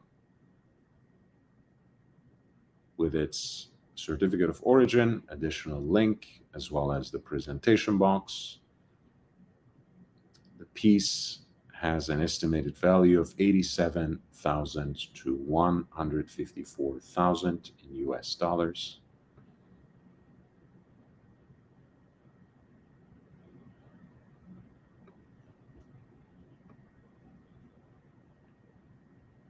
I'm going to try to finish this page before I for tonight. If you have any special requests, or if you want to direct my attention to any particular lots tonight before I close, feel free to send them in with a super chat.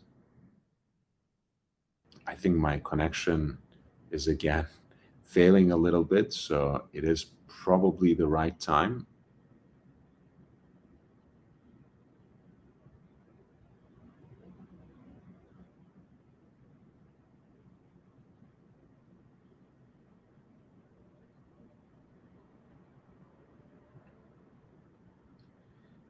I want to look at lot 177, which is an early iteration of A. Lange und Söhne's Lange 1 time zone.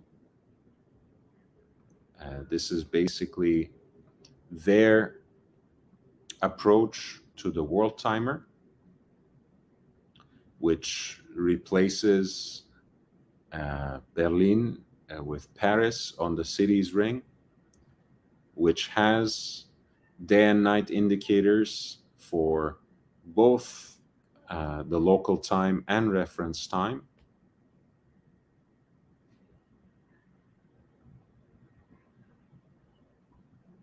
A power reserve indicator, of course, oversized date, and there is an arrow right here as part of the smaller, as part of the reference time dial that points to the current location. The Lange 1 time zone is presented in an oversized Lange 1 case.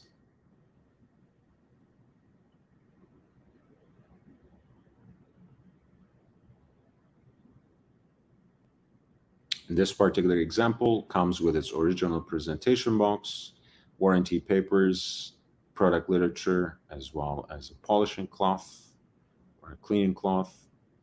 And here you can have a glimpse onto the double barrel movements with all the signature Lange finishing details, which include the freehand engraving as well.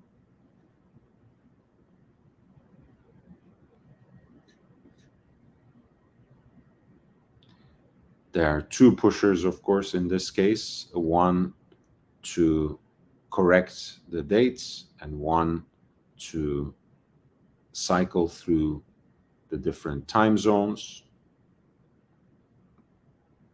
This is lot number 177, A-Lange Lange 1 time zone in yellow gold from 2007 as a damn near full set and with an estimated value of 26,100 to 39,200.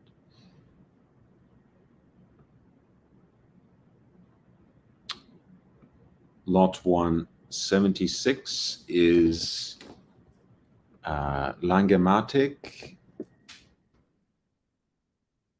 It's part of a 500-piece limited edition. This was the anniversary piece with the enamel dial in platinum.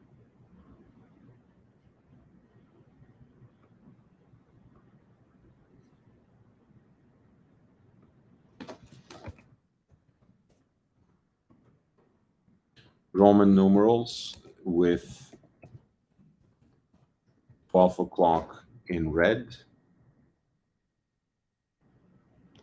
This is a piece they released at around 2000 to celebrate the 10th anniversary of the brand. That's, of course, officially rose in the wake of the German reunification, but released its first watches in 1994. 37 millimeters of this classic case, small seconds at 6, and stunning heat blued alpha styled hands for the hour and minutes. Railroad track for minutes as well. This piece comes with its original presentation box, warranty certificate, and instruction booklets. A-Lange Langematic anniversary, which comes from around year 2000. And even though it doesn't have a picture here, you should know it is one of those oversized micro rotor movements that I find very elegant and of course quite unique to Lange, very aesthetically pleasing, with all the elegance and refinement of a hand-wound movement, but perhaps with an even added visual interest and of course the benefit of an automatic caliber too. This is lot 176 for Langematic anniversary with the enamel dial, one of only 500 pieces. The pre-auction estimate ranges from 38,900 to 84,000 in US dollars. Please hit the like button. By the way, that really helps. If you haven't already, I really appreciate your presence and support. I especially cherish Basil's Bezels, Shelby Land Farms, and Jake Brooks for their super chats. We are basically talking about a handful more watches now. I want to start with this very interesting Royal Oak at reduced size at 36 millimeters with a pavé diamond dial and a diamond set bezel. This is reference 14544. The piece is in yellow gold, case and integrated bracelets. It comes with its original presentation box, an archival extract, as well as additional links.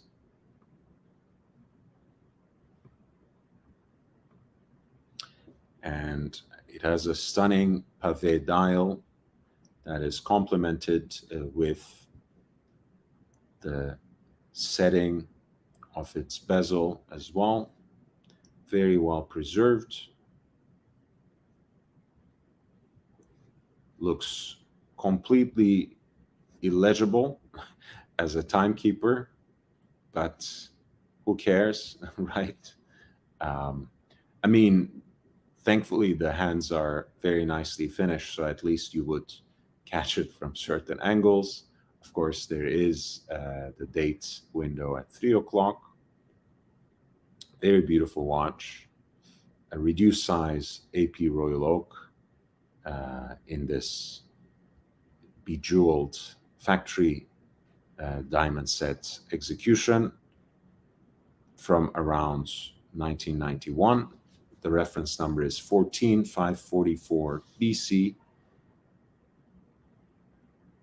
The piece has an estimated value of 55,000 to 110,000 in US dollars at lot 171.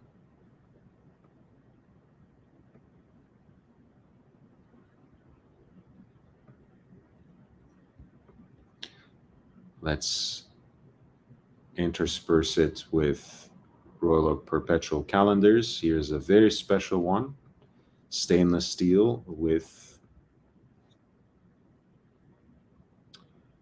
the salmon dial. You're looking at a classic Royal Oak Perpetual calendar. This is from mid-90s when they practically still fit these things in Royal Oak jumbo cases, 39 millimeters, same thickness more or less.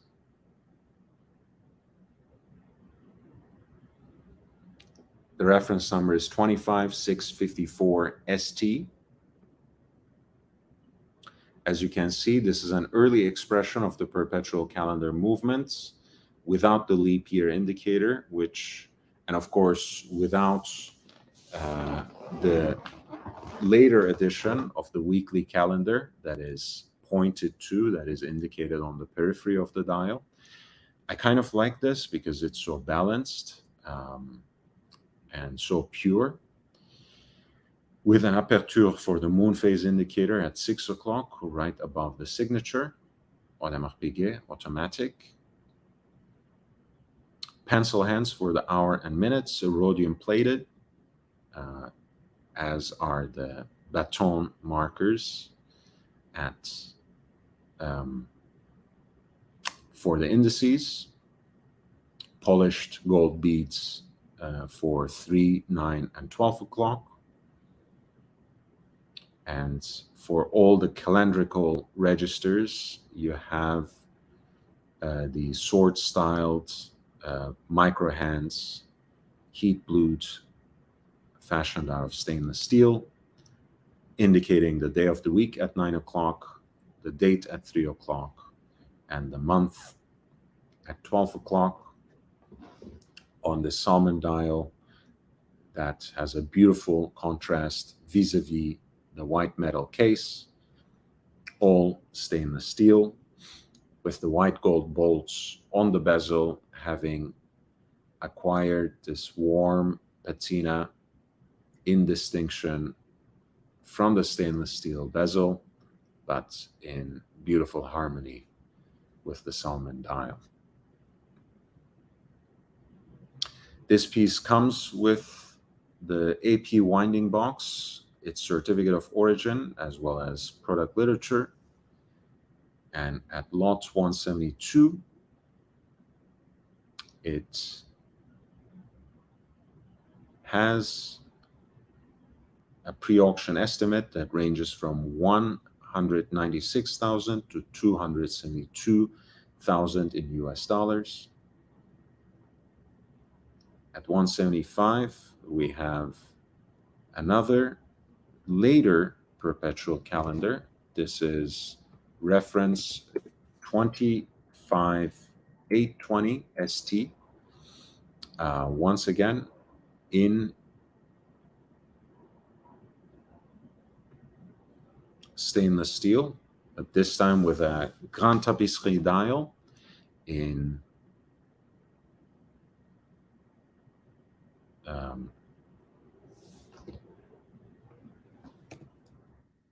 in the classic De Nuit Nuage 50 dial.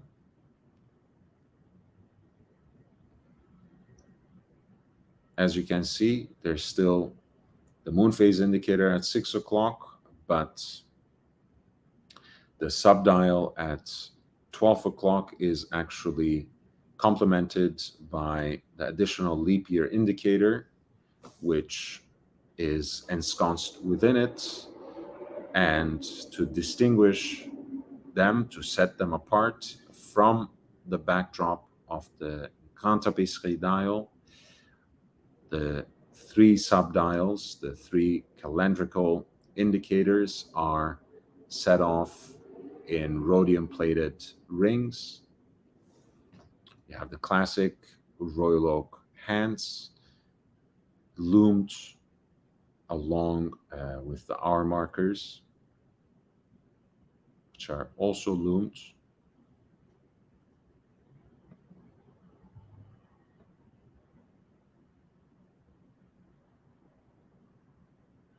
This is how it's done. The perpetual calendar is built on the same base as the time and date version from the similar generation. This piece is from 2006 and has that open-worked winding rotor that puts the initials of the founding families in sharp relief in Gothic font, engraved details, and the supplemental weight in 21 carats yellow gold. Beautifully finished workhorse movements built on the base of the JLC ébauche.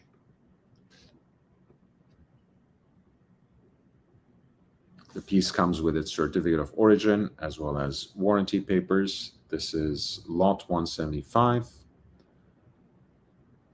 for AP Royal Oak Perpetual Calendar, Quintième Perpétuel, with the reference number 25820ST and an estimated value of $95,000 to $134,000 in US dollars.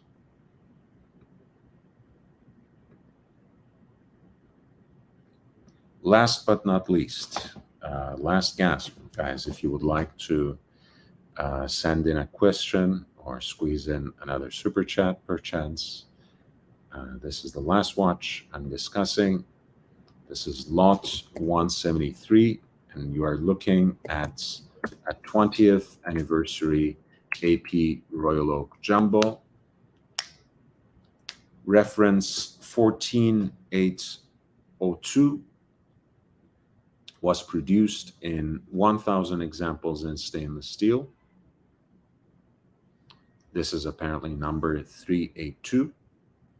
It was the first Royal Oak Jumbo with a sapphire crystal caseback for exhibition.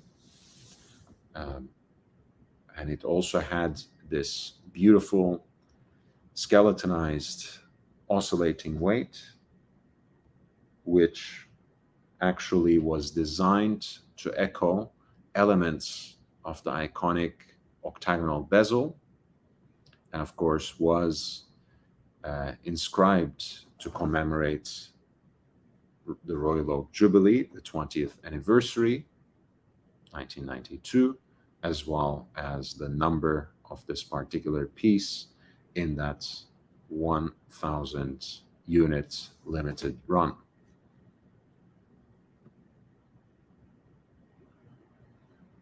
Beautiful wooden octagonal presentation box.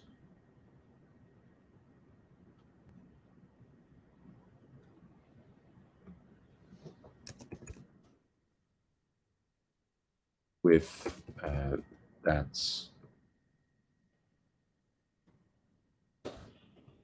green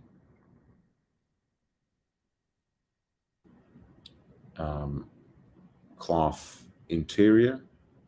Not cloth really, but like, probably Alcantara,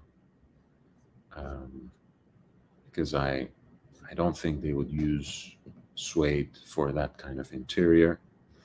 A nice plaque that's inscribes also the number of this piece in the edition. Classic Petite Tapisserie dial, two-hander with date at 3 o'clock, and just in the way Jake Brooks would like, there's actually an applied initial logo at 12 o'clock in this oversized styling, unlike the original Jumbo, which had the logo at 6 o'clock. That original dial layout, that original design would, of course, come back in 2012 on the 40th anniversary of the model for the renewed 15202, which was discontinued last year, only to be replaced by 16202, which for the first time featured an in-house AP caliber 7121.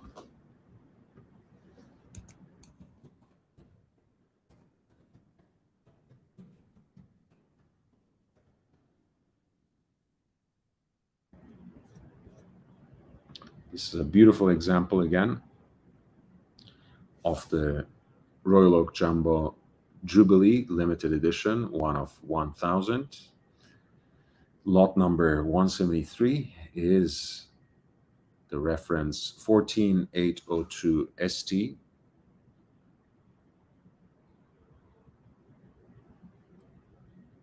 Comes with its original wooden presentation box in the iconic octagonal shape, certificate of origin, outer box, and 2 service invoices accompany the watch, which has a rather conservative estimate, I have to say, that ranges from 38,100 to 60,000 in US dollars.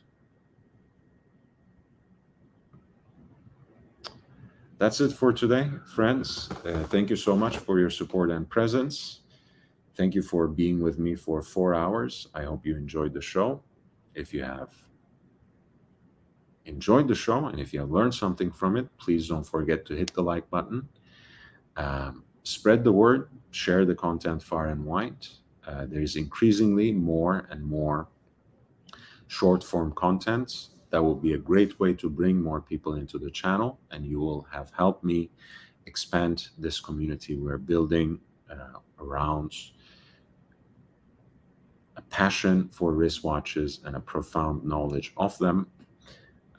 If you would like to contribute to the channel in other ways, you know how. The links are in the video description. They're also pinned in the chat and crawling in the ticker right now. Everything goes back into the channel, and you can probably see it in the quality and quantity of content in terms of my dedication and time. I really appreciate you. I appreciate your support once again, especially the gifted memberships that Alireza gave yesterday, Basil's Bezel Super Sticker, Shelbyland Farms, and JB's Super Chats from today. If you would like to have exclusive content, again, the best way to do that is to sign up for a Patreon membership, which means that you will get daily exclusive content. If you sign up for the YouTube membership, you still get to dip into the archives, although there is a higher level where you can get the same access as Patreon.